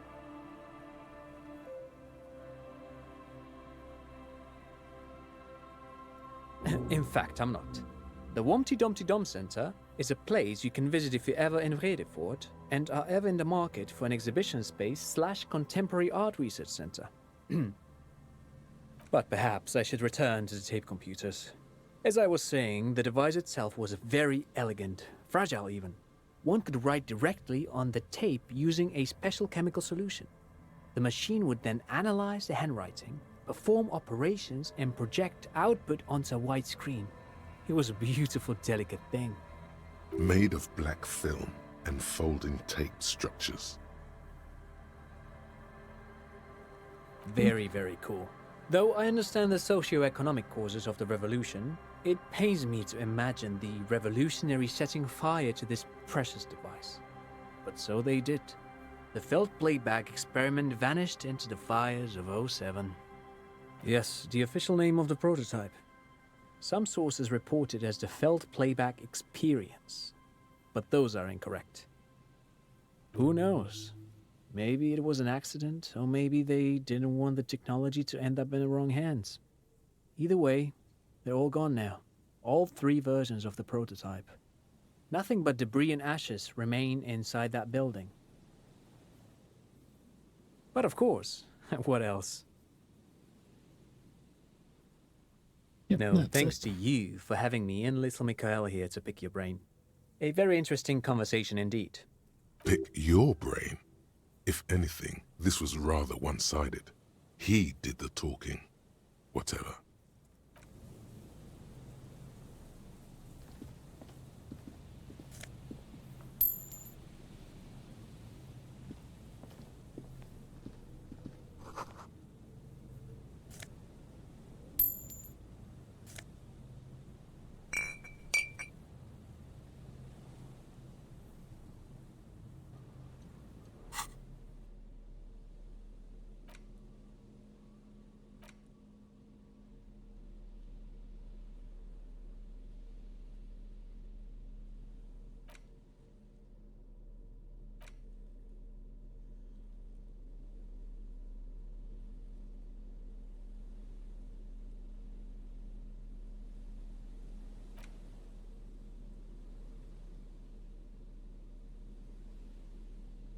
All right. Let's get out of here. Oh yeah, what am I gonna do with this?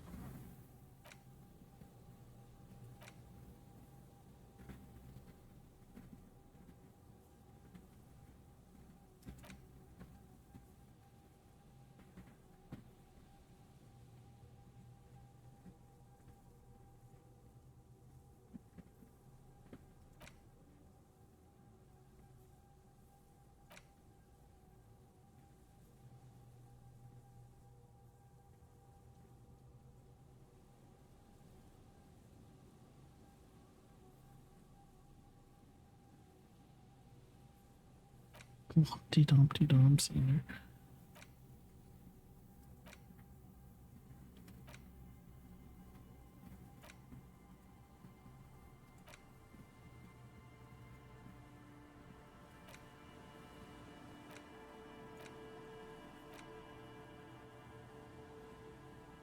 So it takes a skill point to forget. So there's really no point in doing that.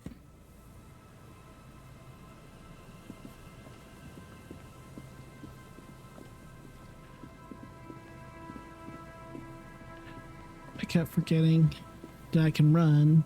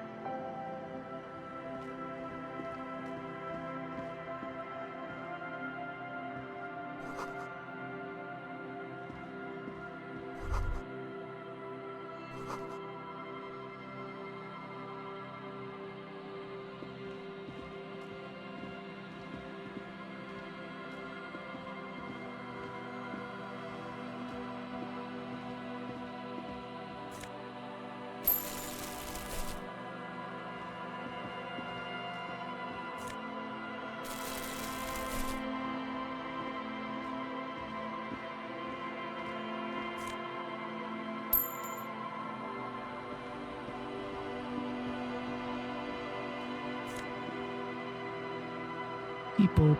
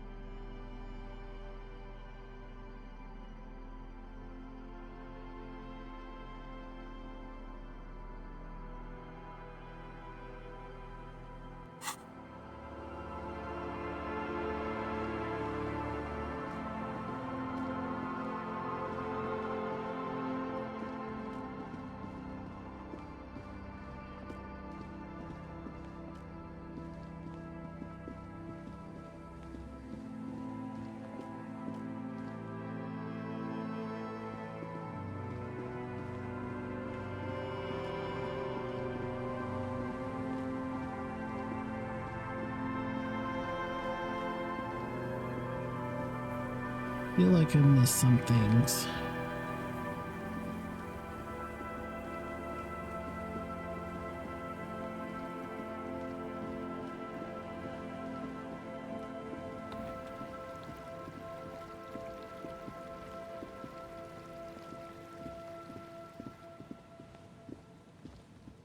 Oh, this is the evil church.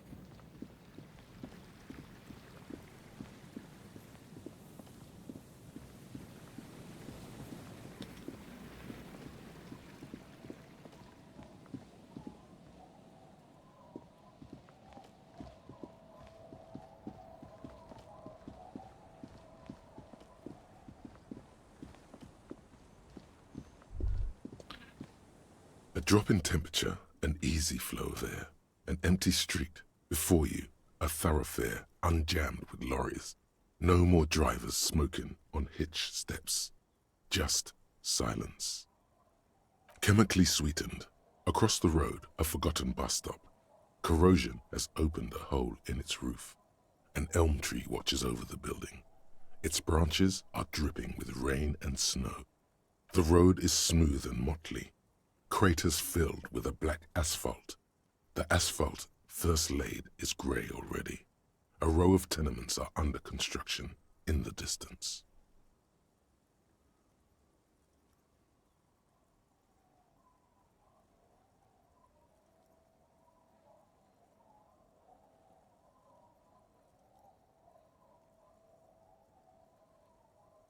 A tub warm with water, white with soap.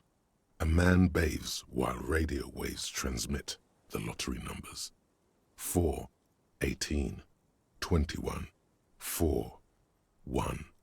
A modern washing machine rattles a drawer full of silverware. His boyfriend is on his way home. He brings tins of meat and vegetables with him. Their pockets are heavier with money, but only slightly.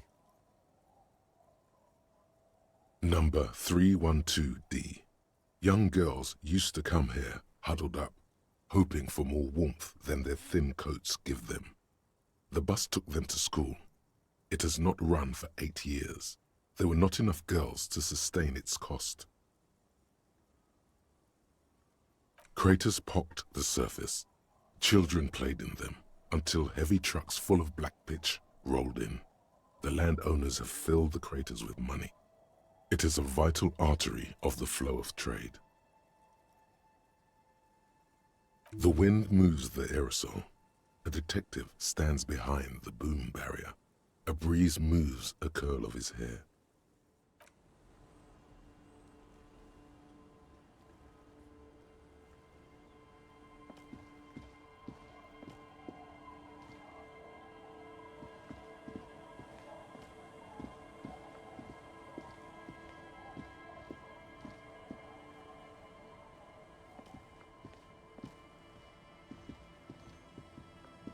Good to see you, friend. Do I have deals set up for you, buddy boy? Does he actually know you, or is he just shopkeep friendly? So what do you want? I got smokes. They're cheap. Very cheap. I got Pilsner. Great deal. You won't get a better deal on that piss. Spirits I can let go for 300 real. I also have speed. And by speed, I mean amphetamine.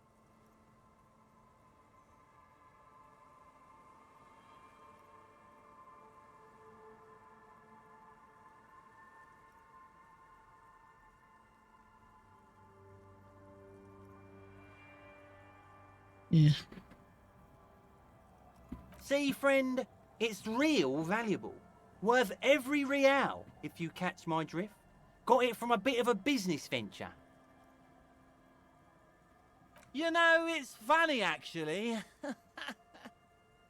What? Keep him talking.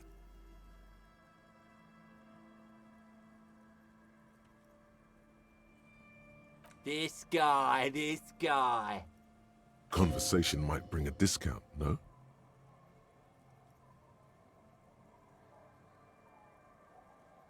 Oh, this is medicinal spirits. The good stuff. Got it from the doctor's office. I got one of those scientific ampoules a few months ago. Torpedo, they call it. It's supposed to keep a man from taking a drink. Didn't stop me for shit, that's for sure. 5 lemons with half a pack of butter and you're good to go. It was. In a week, the goddamn kidneys started giving me all kinds of help. Finally, the missus took me to a private doctor's office. Not a charity, the real thing. Those arseholes charged me 4 real to remove the damn thing. But I came out on top after all. But the idiots left me alone in there. Now, I used to teach high school biology.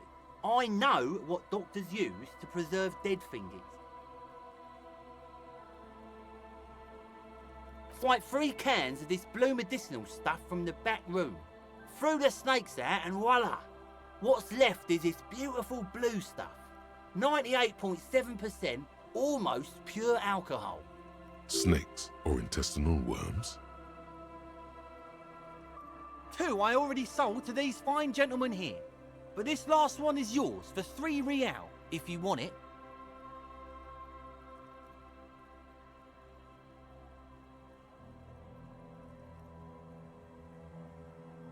£3 and it's yours, friend.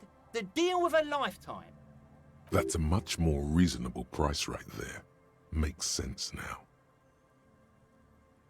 Just make sure to enjoy that one, friend.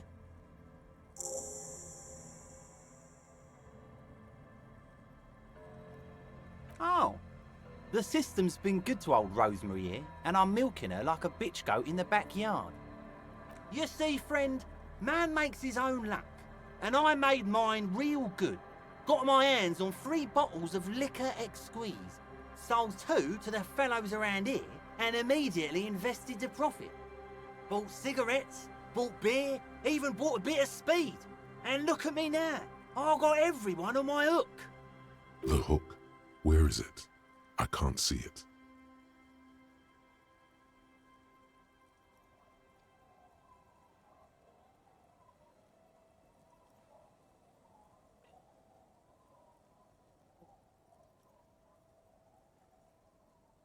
Looks like you're on your own hook too. Of course.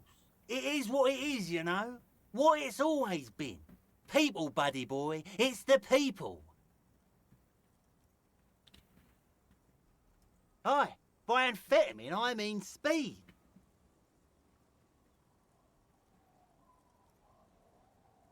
Good, my man. Now what can I offer you? Yeah. In the civilized world, it's a custom to tip the shopkeep, friend. But come back anyway.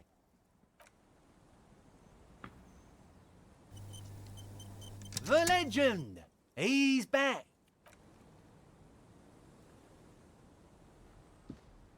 Hey, tequila!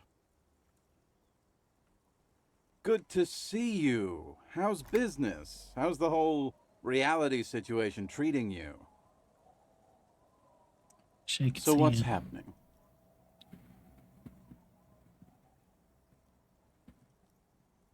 Yeah, Tequila Sunset.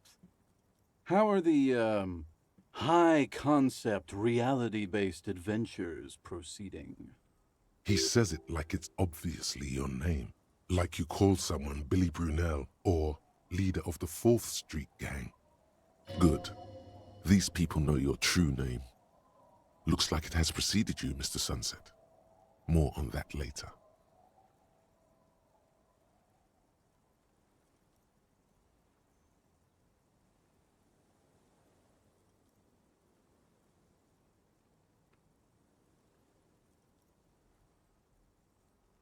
I know what you mean. Sitting around with these bums, you really get to know the nitty-gritty of reality. And it isn't good. Things aren't going super well for Idiot Doom Spiral either. Haven't found those keys yet, haven't won that great piece of ass back. No word from my business buddies. This guy's your buddy. You feel it immediately. You belong to an organization, a fraternity of drunks. Idiot Doom Spiral, huh? This is bound to be a good, high-concept conversation. At last. What's it about? I'll let my hand address the situation. Maybe you've heard. I used to be a very successful businessman. I've signed more than a few lease forms or whatever the fuck they were. Anyone's got a pen? The pro's gonna do it. All right.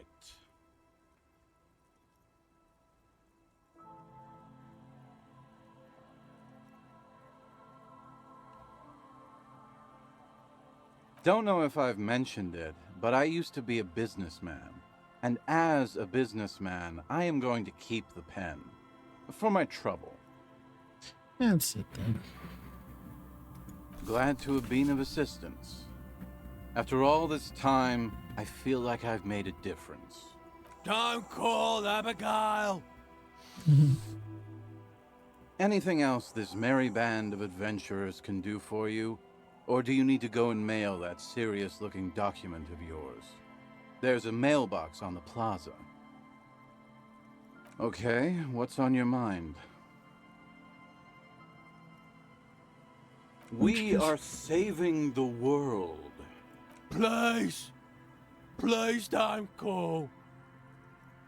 Okay, we're drinking. We're drinking alcohol. That's what we're doing. I tried to save the world once, a long time ago, with enterprise, creativity, and willpower. But that didn't work out. So now, it's a pirate's life for me.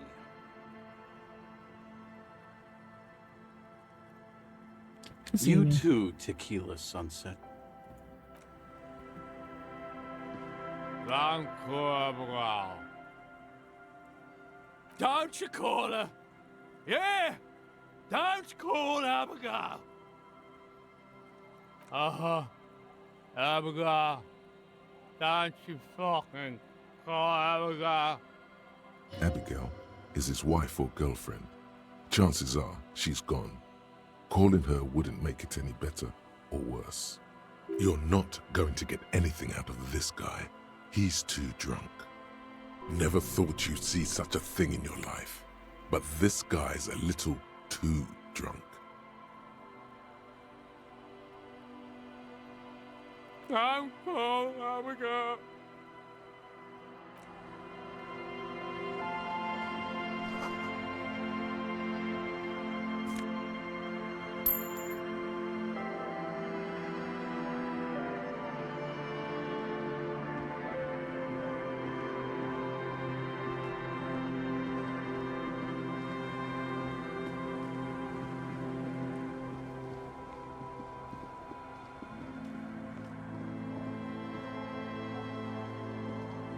So I got stuff to do.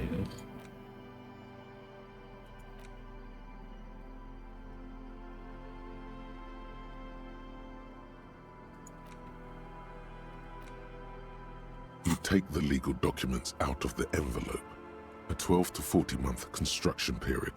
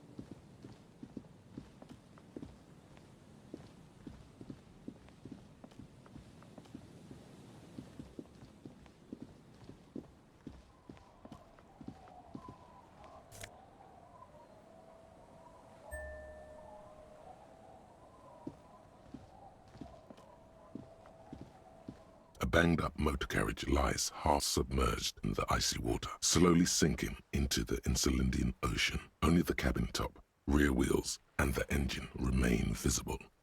It must be cold and lonely down there, in the icy water. That rebel who jumped the canal and broke the waterlock, this is their doing. The motor carriage sits in the salty ocean water, cold and sad. It doesn't have an opinion. The motor carriage looks very sad. That rebel who jumped the canal. The motor carriage sits in the salty ocean water. A seagull takes off from the half-submerged machine. It's almost like the bird is acknowledging your decision. You get a sudden sinking feeling. Stomach acid comes up as you look at the motor carriage in the deep, dark, cold water. Why the doom and gloom? It's just a sunken motor carriage. Some motor carriages are bound to end up in the sea.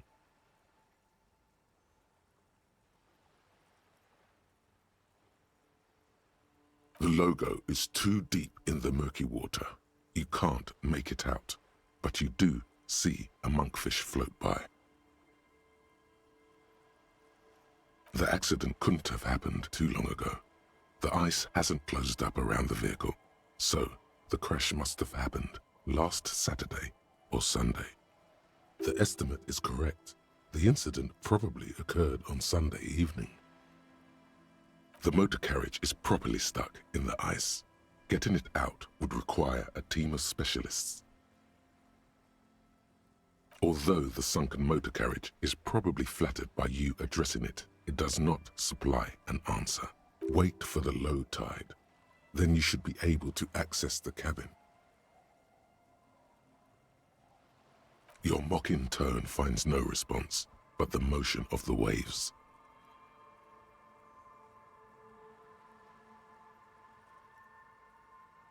The motor carriage does not dispute your evaluation of the situation.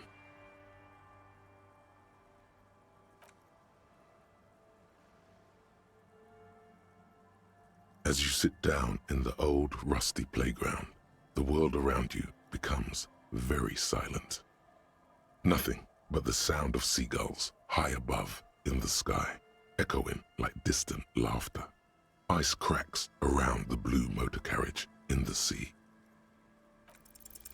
The tune on your lips forms a strange yet undeniably beautiful contrast with the surrounding bleakness.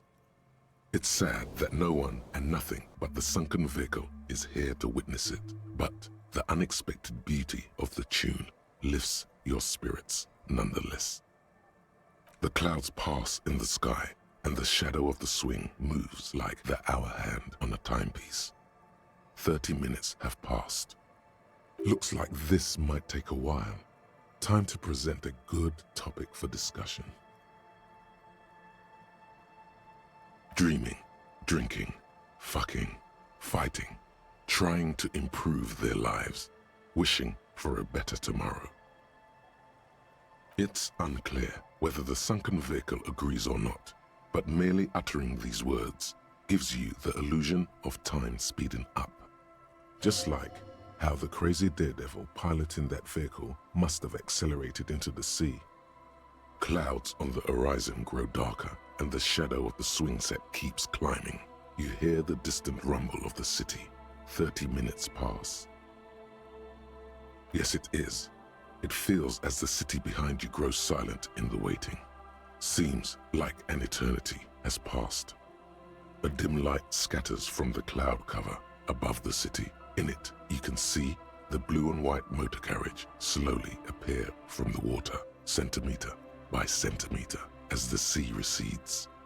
It's a Caprice 40, a workhorse of the motor park, favored by the working men, government offices, firefighters, I guess, maybe animal control people. You know, those kind of people. Yes, Harry, it's the number 41, the number of our precinct. I hoped you would come back for me.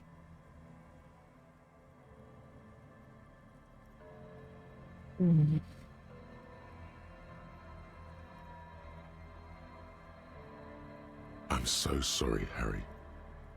A massive pit opens up in your stomach, and the most terrible feeling comes over you. No. Just nope. Say no to this, Harry.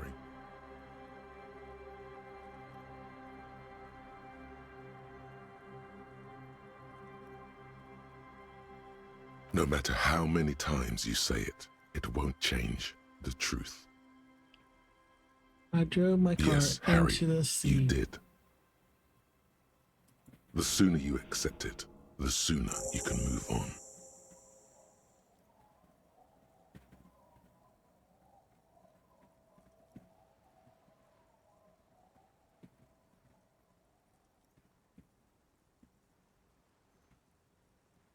You are not. We don't.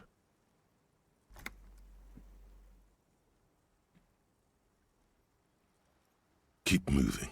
You're a shark. You stop, you die. After losing every single thing you were entrusted with, I wouldn't hold my breath.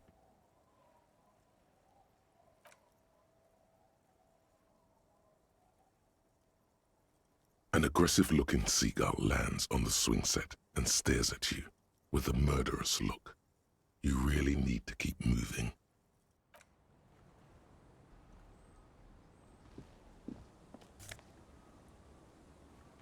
The badge in my commander's jacket.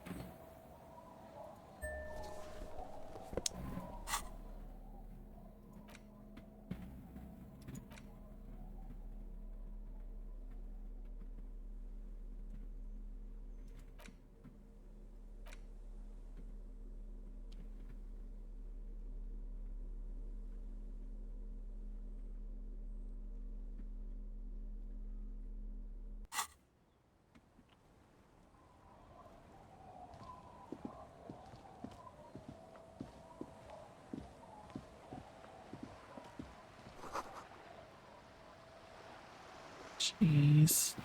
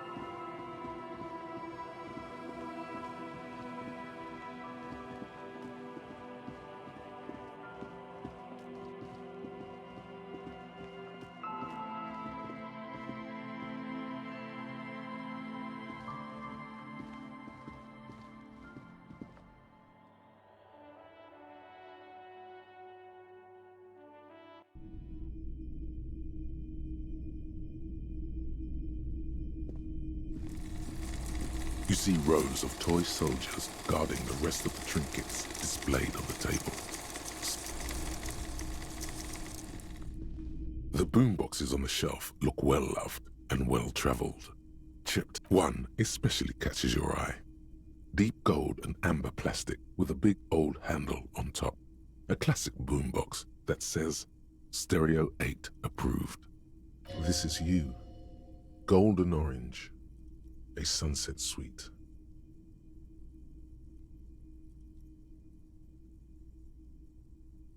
If police work means playing tapes, sure, you can use it for that. Or any other time you'd need to play a tape.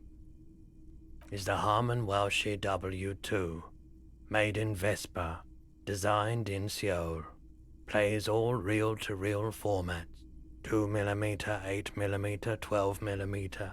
It's even got a little radio in there. It'll set you back 12 real. And here you are, quality sound reproduction on the go. It'll play anything, wherever, turn any tape into a conversation of sounds and shapes. A typical Martinez streetlight sits among assorted floor and table lamp. All the old... Alright. It's not often that I see. What can I do for you? His courtesy is not insincere, but he prefers being alone with his projector, just watching the movement of light across the walls of the shop.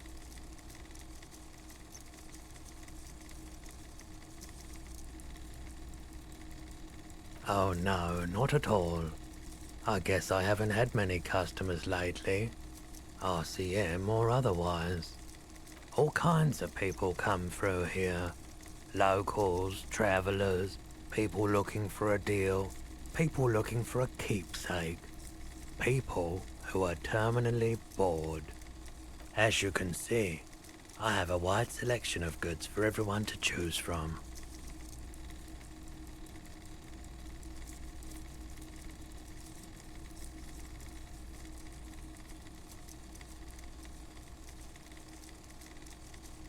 It keeps me entertained. Entertained?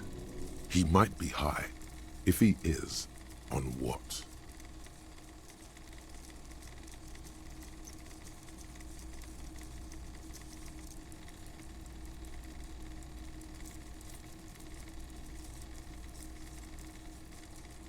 Someone else came here earlier today asking the same question. I promptly sold her the gun you pawned a couple days back. This is a pawn shop, and it did feel as if you've met before. Oh God.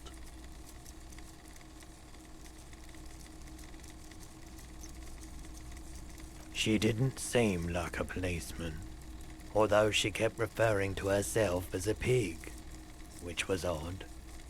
I found her interest in the gun a bit obsessive, but I was just happy to get rid of it, and of her. Truth be told, she was terrifying.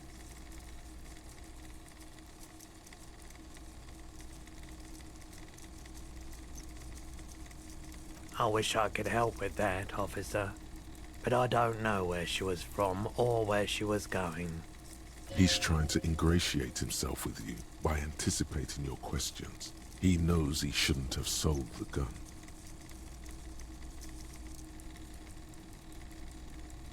My apologies, officer, but I have no idea where she was coming from or where she went. A needle in a haystack. There is nothing you can do about it now. You'll just have to hope you luck upon her somehow. Of course.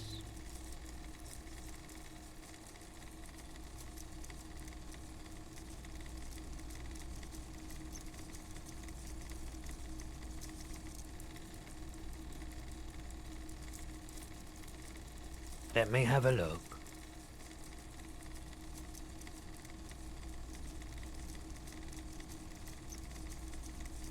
Anything else you're thinking of selling?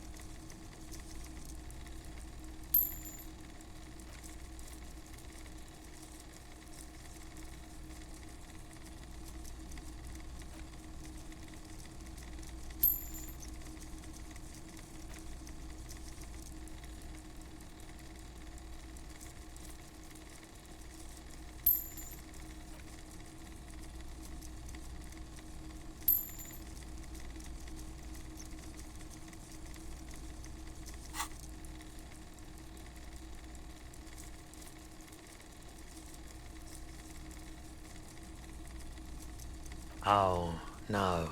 I don't like those kinds of objects. No sale. A photic path, counter-radiance network, anti-magnetism. It's darkness. That's all I know. Sell me something lighter. You have absolutely no idea what aphotic paths are, but the tattoos on the man are not that. Another time, perhaps. Of course. It's in working order still, isn't it? Just pick your tape and set it spinning. It all starts with the tape.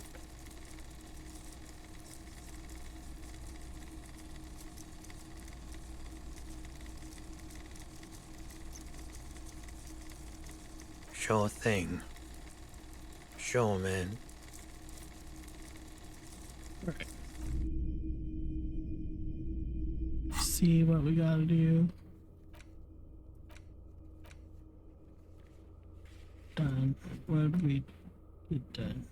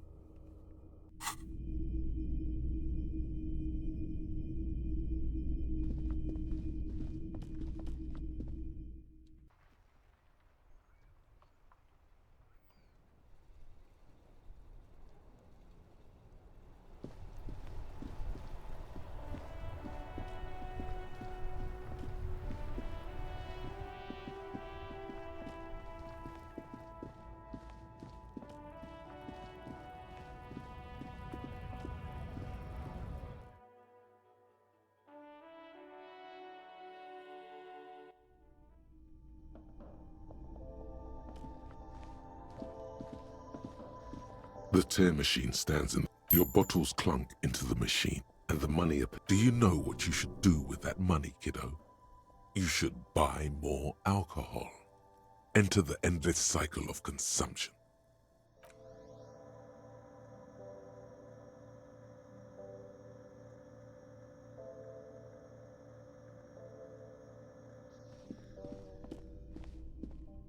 Okay, so I sold all my bottles. I have a place to stay.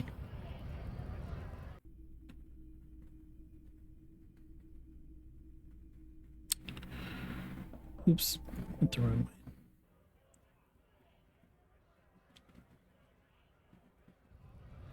way. Oh. Forgot to put the thing in the mailbox.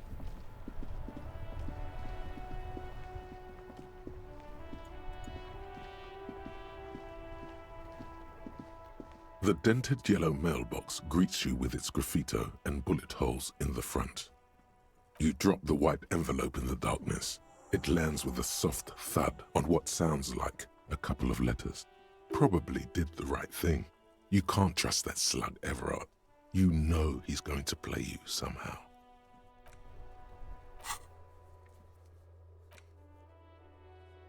And over. No.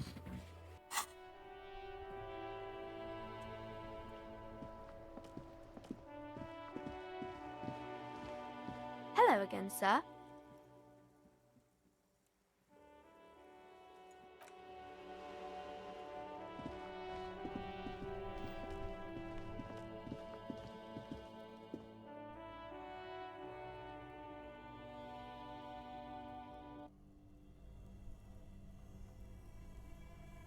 Oh, yeah.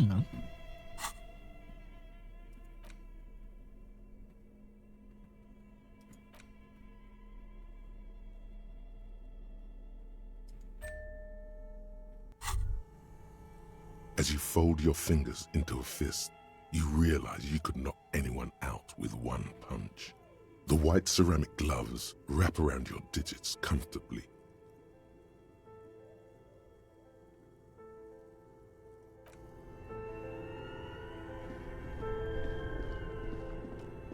This orange machine is dead still.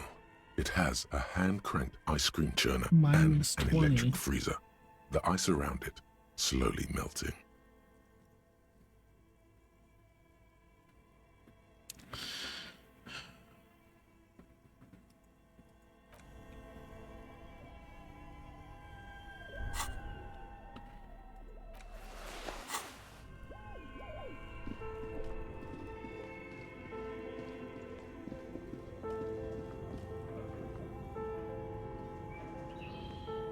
A thick layer of coal dust covers the furnace, coloring it pitch black.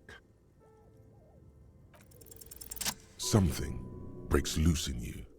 A mighty bellow echoes throughout the chimney's depths. The chatter of tiny voices above suddenly cease. Then, Hello? you've awakened the entity.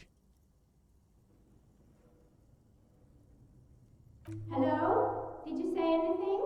I can't hear you. Please come upstairs. There's a safety curtain on the second floor. I'll open it.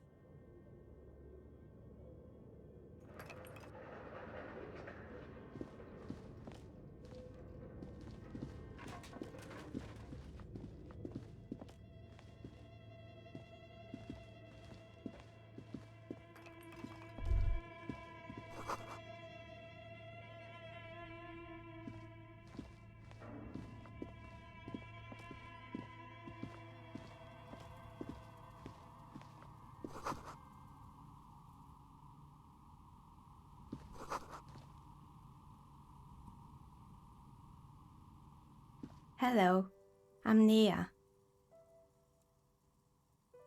Did you try knocking on my window? I must have missed you. I've been listening to my Milius.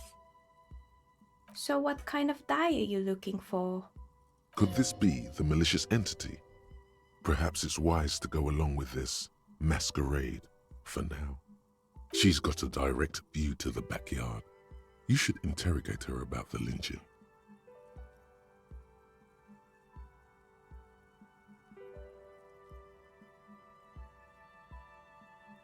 Yes, Amelia is like a call-in station. You need a two-way radio to access one. That's why I have these. Mostly, they just teach you to swear in different languages. But some of the stations can be quite interesting. I was so absorbed, I must have missed you knocking.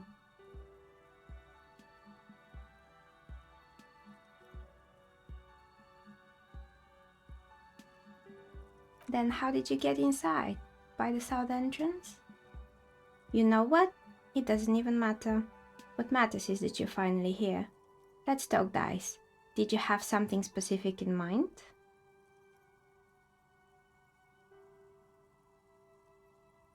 I'm a novelty dice maker. Tell me the name of your role-playing system and I'll make the die you need. That's why you're here, yes? Role-playing games? You know the one made by Fortress Accident. Does that count?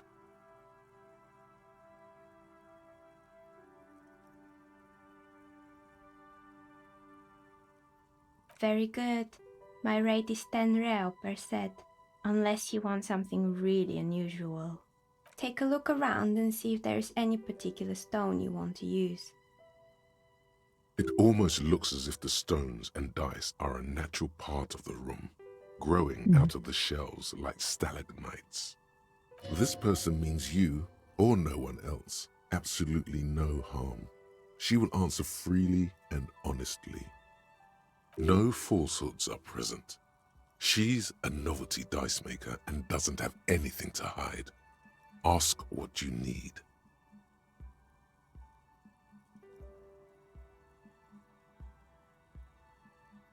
Nothing really. I didn't know him. Who cares about the dead body? We might be dealing with a malignant entity here. I'm sorry, detective, but As you know, I usually have my headphones on when I'm working. It shuts out most of the daily ruckus behind my window.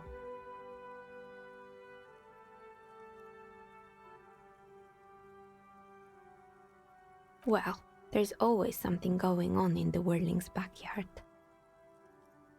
During daytime, there are usually those kids, and lately I've been seeing a lot of drunk workers hanging about. Must be because of the strike. She's heard of the murder, but did not see it, sire. She's not sorry to disappoint you. Informing on someone in a murder investigation would intrude upon her focused existence. But I never saw anyone during that fateful Sunday night, I'm afraid.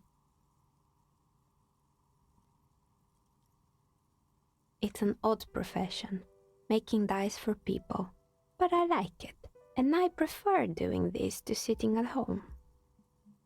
She nods. Anything else, officer?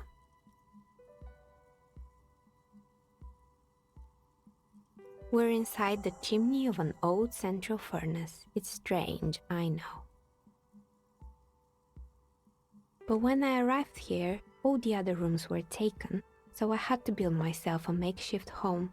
Besides, I don't really have to pay any rent here, so that's a plus. Plaisance was right. There's an entity living in the chimney. You should ask her about the curse.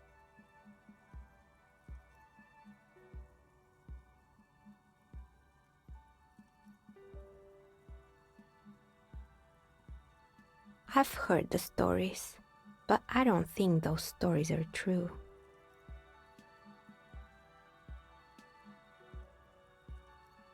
Plaisance, the bookshop lady? I've heard that her business is doing rather well.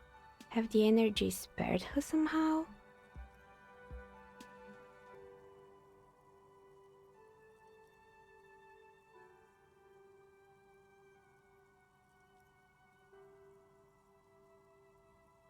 Oh, right. But it's not just the bookstore that's still up and running. What about the whirling in rags? Some people say it's part of the building complex.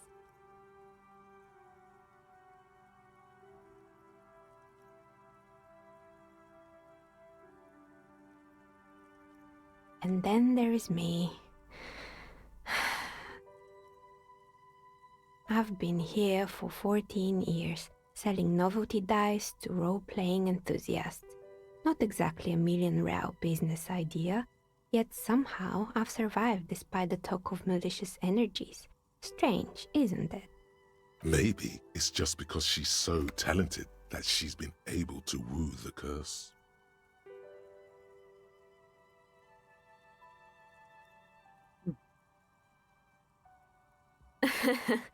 What, so the curse only affects people with poor work ethics? What you're describing isn't a curse, it's capitalism. Yeah. Time has come to face the source. Fear not, for the forces of the universe are supporting you in this psychic quest.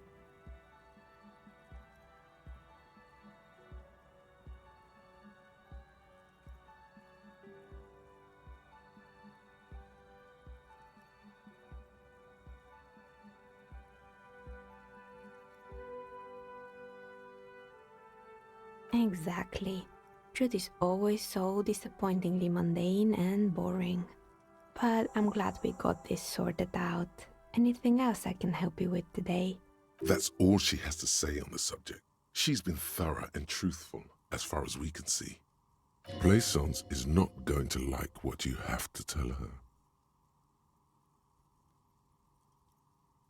Of course. Tell me what you have in mind.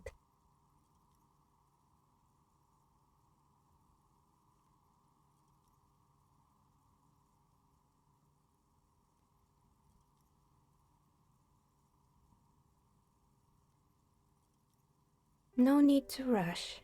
Take a look around, see if anything inspires you. More or less. Are you interested in anyone specific? Oh, quite a lot of them spring to mind.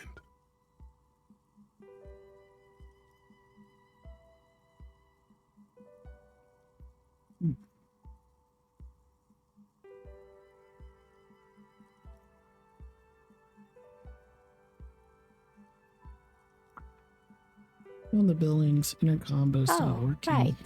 I hope you didn't try to ring me. I think none of those doorbells work, including mine. I'm still in the middle of connecting the wires. Sorry about the confusion. The doorbell with the empty name card must belong to her then.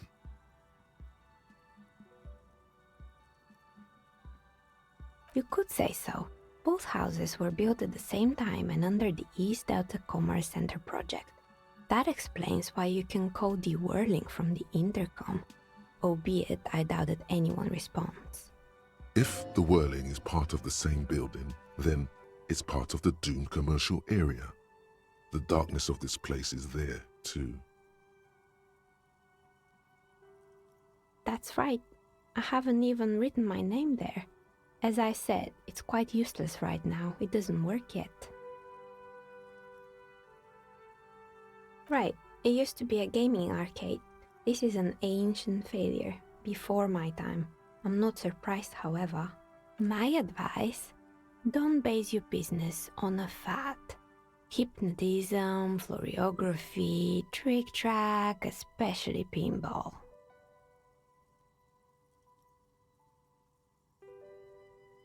It can't be true. They don't work here anymore. They've been gone for years. Are you sure it was Slipstream SEA? Was it a woman? Maybe it was Plaisance from the bookstore. Tricentennial Electrics? It used to be a major electric company 100 years ago. Are you sure it wasn't just some kids playing a prank on you? No, it was something else. It was eerie. It was too real to be just a prank.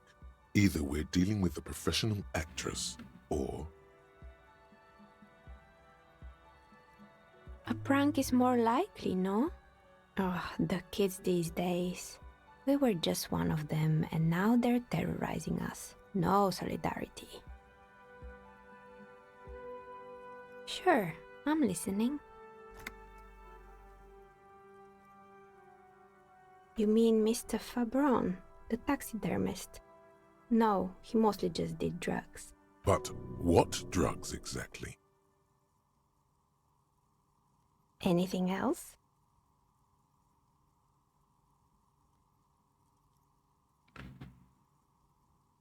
Fortress Accident, the radio game studio. She liked them. They were an interesting bunch. We talked about role-playing systems every now and then. Once, I even saw two of them get into fisticuffs over Wirral. That's understandable. Fantasies are serious things. The mind is the drawing board of history. They certainly took their work very seriously, even if they seemed to be chronically liberal with their schedules. The usual, they ran out of money and couldn't get the project done on time. Well, I did hear them talking at times. They seemed to believe they were historical individuals on some grand quest. She sounds almost mocking when she says that.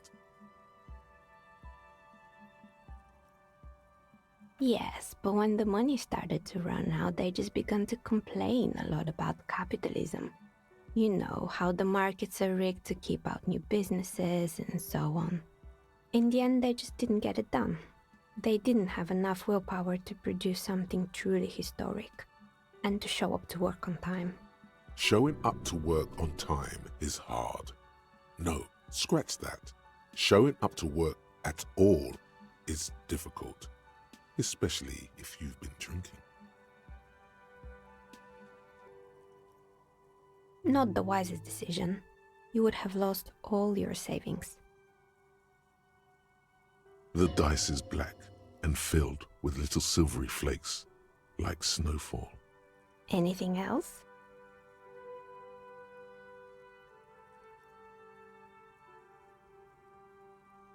They were made by a company called Slipstream. After they pivoted from making rotor blades to skis, their chief executive took off on a vacation with all their money. Honestly, I think it's quite funny. I think he's still sending out holiday transmissions from Tulula or Tumotiri or Hashtkor or wherever he is. The usual, I imagine, that he's been thinking up all kinds of new business plans and can't wait to get started on them just as soon as he returns. But Slipstream is history now. All their remaining assets got seized by the bailiffs in 47. I have no idea why those keys and blades are still lying around in the house. They were just the props. Why return them? There used to be a fashion atelier here, but I have forgotten the head designer's name. They were doing well for a couple of years, until the insect rights activists came. The atelier produced a certain collection that used chitin among the materials. Apparently chitin is made in the Occident, where it's extracted from beetle wings. And you know how all kinds of political movements are big in the Occident. The activists shut down the biggest chitin supplier, which of course caused the price to skyrocket. And, naturally, all the most fashionable tastemakers refused to be seen in chitin from then on. The atelier went bankrupt before they could finish the collection.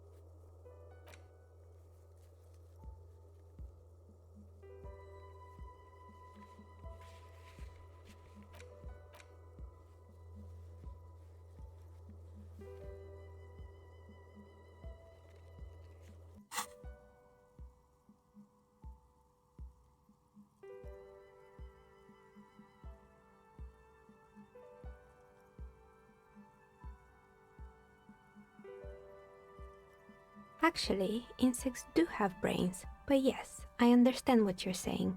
I think the protesters took it a little too far. Anything else? Oh boy, the fabled Revo Show ICT. You're in for a treat here. The place was owned by two guys who had some rather innovative ideas about marketing. The bear was one of them.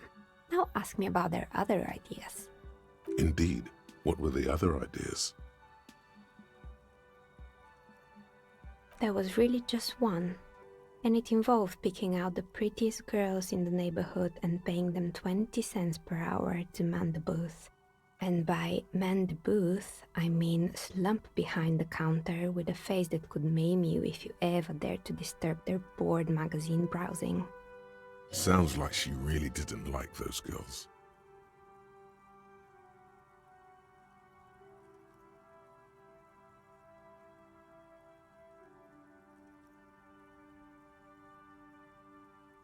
Oh, but they did. They did show up to work, and not alone. There were also acne-ridden girlfriends and gorilla-like boyfriends loitering near the ice cream stand. And they already had the bear. The bear. Of course not. The bear was terrifying. No one wants ice cream guarded by a hostile apex predator. To make matters worse, the fridge didn't work too well either, and half the ice cream came out malformed and partially melted. Eventually, Ravishell Ice City lost the price war to its rival, Glacé 5000. Glacé 5000 sold caramel sundaes for only 5 cents a piece, out of regular fridges.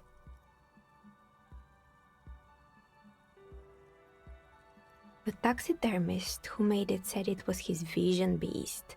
He said he met his vision beast while high on desiccants. He called it Megatherion. Sounds cool.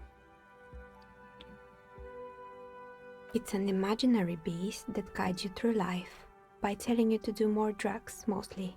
A wise and noble beast, guiding you toward the land where the streets are paved with drugs. Understandable. You shouldn't do them. You're a police officer after all. Anyway, now you know the story of the fallen ice cream empire. Anything else? Another failed business, perhaps? I've been here for a long time.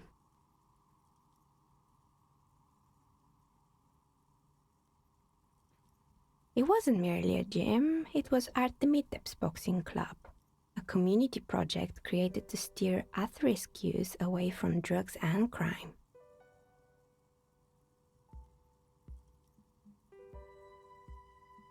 A kind man from Zemsk. I heard he had some trouble with the law when he was younger, and that's why he wanted to start the gym, as his way of giving back.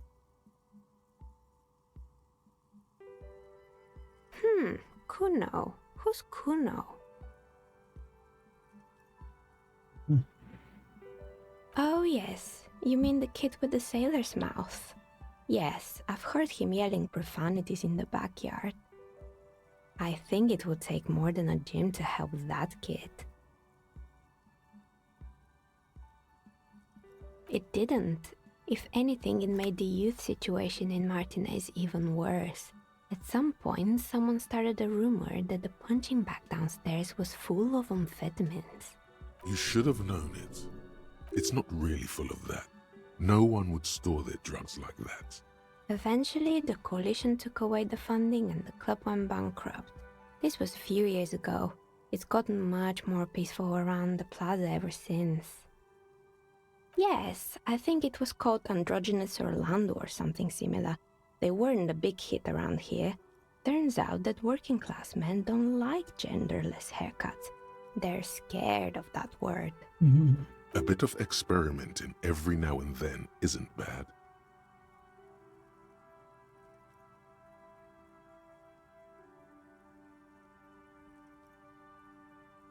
I guess it just wasn't the time yet.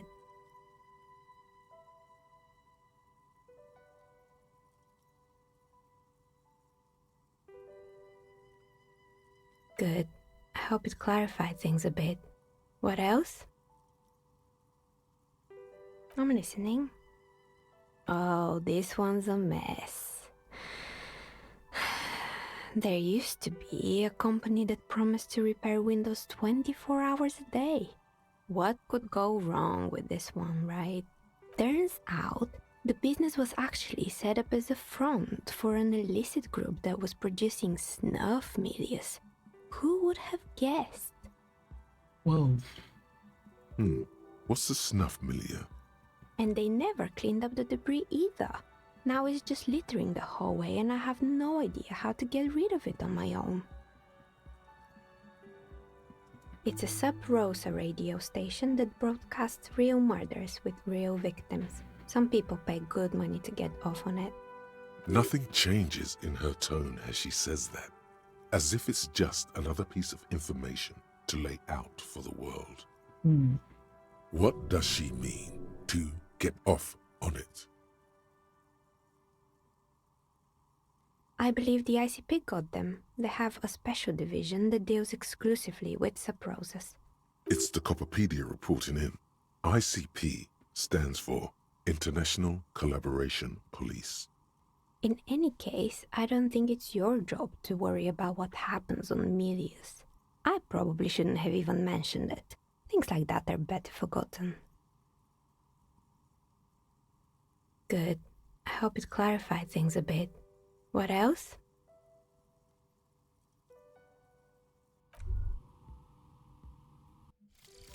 Wumpty Dumpty Dum Center. You're at home, stupid cop. Not with the art crowd. You hate them. Everyone hates them. Even they hate themselves. It's nauseating. An industry built on sprezzatura and sparkling wine. And, let's be honest, tax evasion schemes. The Wumpty Dumpty Dum Center is the heart of this unholy symbiosis of aesthetics and tax optimization. And now that you've internalized it, you can have a piece too. Passives give you plus 10 XP and 2 real. Lonesome, long way home. Here we go. home awaits. Walk past Station 41 and through the market, past the Boogie Street spearhead to the other side of the lake, the frozen eye at the center of the district. Then past the video rental store on the corner. There, at the end of a street lined with pine trees, a small house no larger than a matchbox.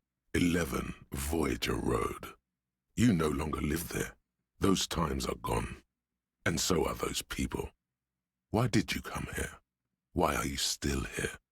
And where's the dealer? You have to get back to work. That's all you have now.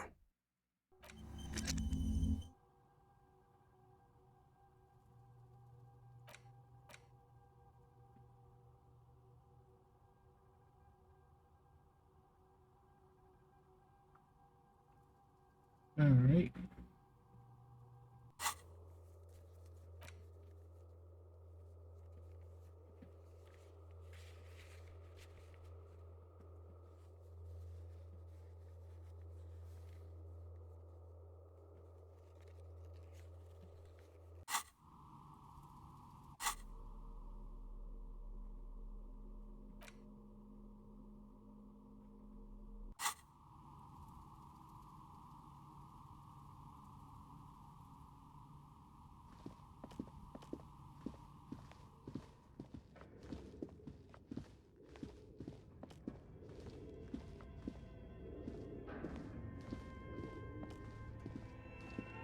Okay, I think I'm gonna find up a spot to wrap up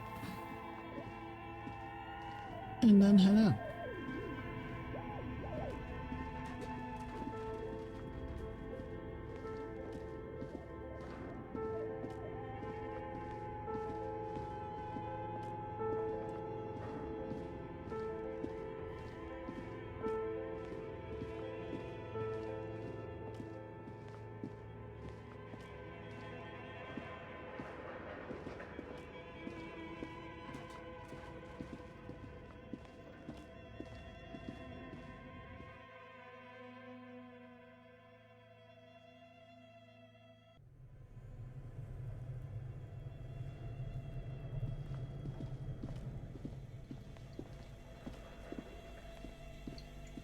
The bear's eyes are still glowing red, watching over all the ice cream wrappers hidden inside its belly.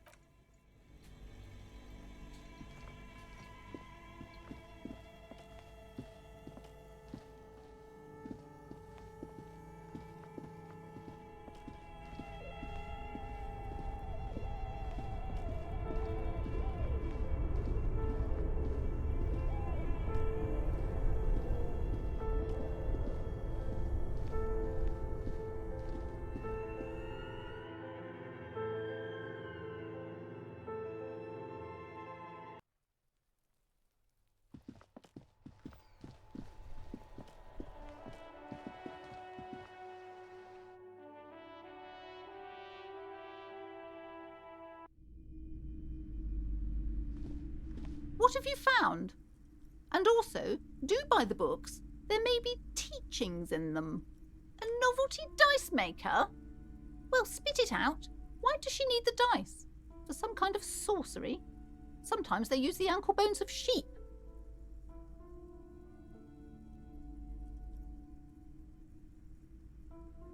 I don't understand. If it's not her, then where is the source of the doom? How did she explain the curse? The narrative she's built herself, it does need tearing down. Just don't say you don't have any answer yet. The uncertainty is killing her. To hell with it. Perchance you ought to just lie, sire.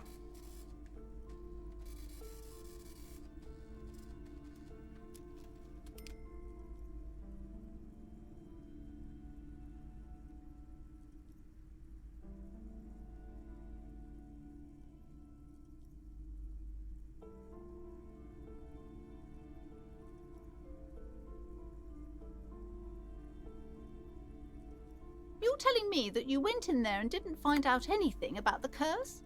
Of course. I should have known better than to put my hopes on a man like you. You're no Simonese ghost whisperer.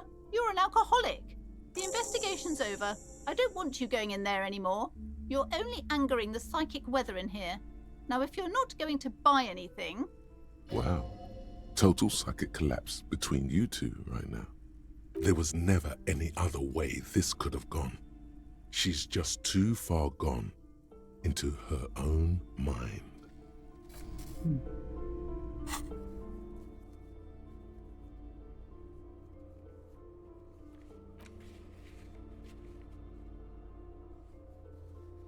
Yeah.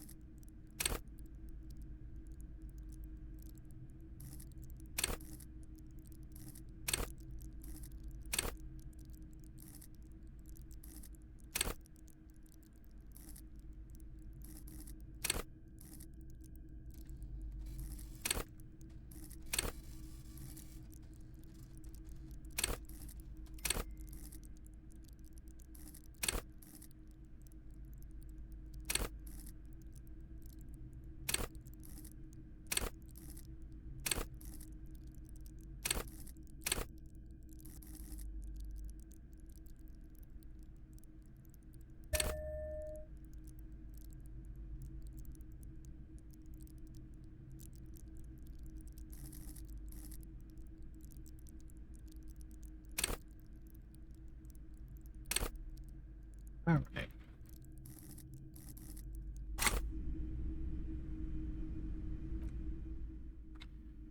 Okay, so that's about half the day done on day 3.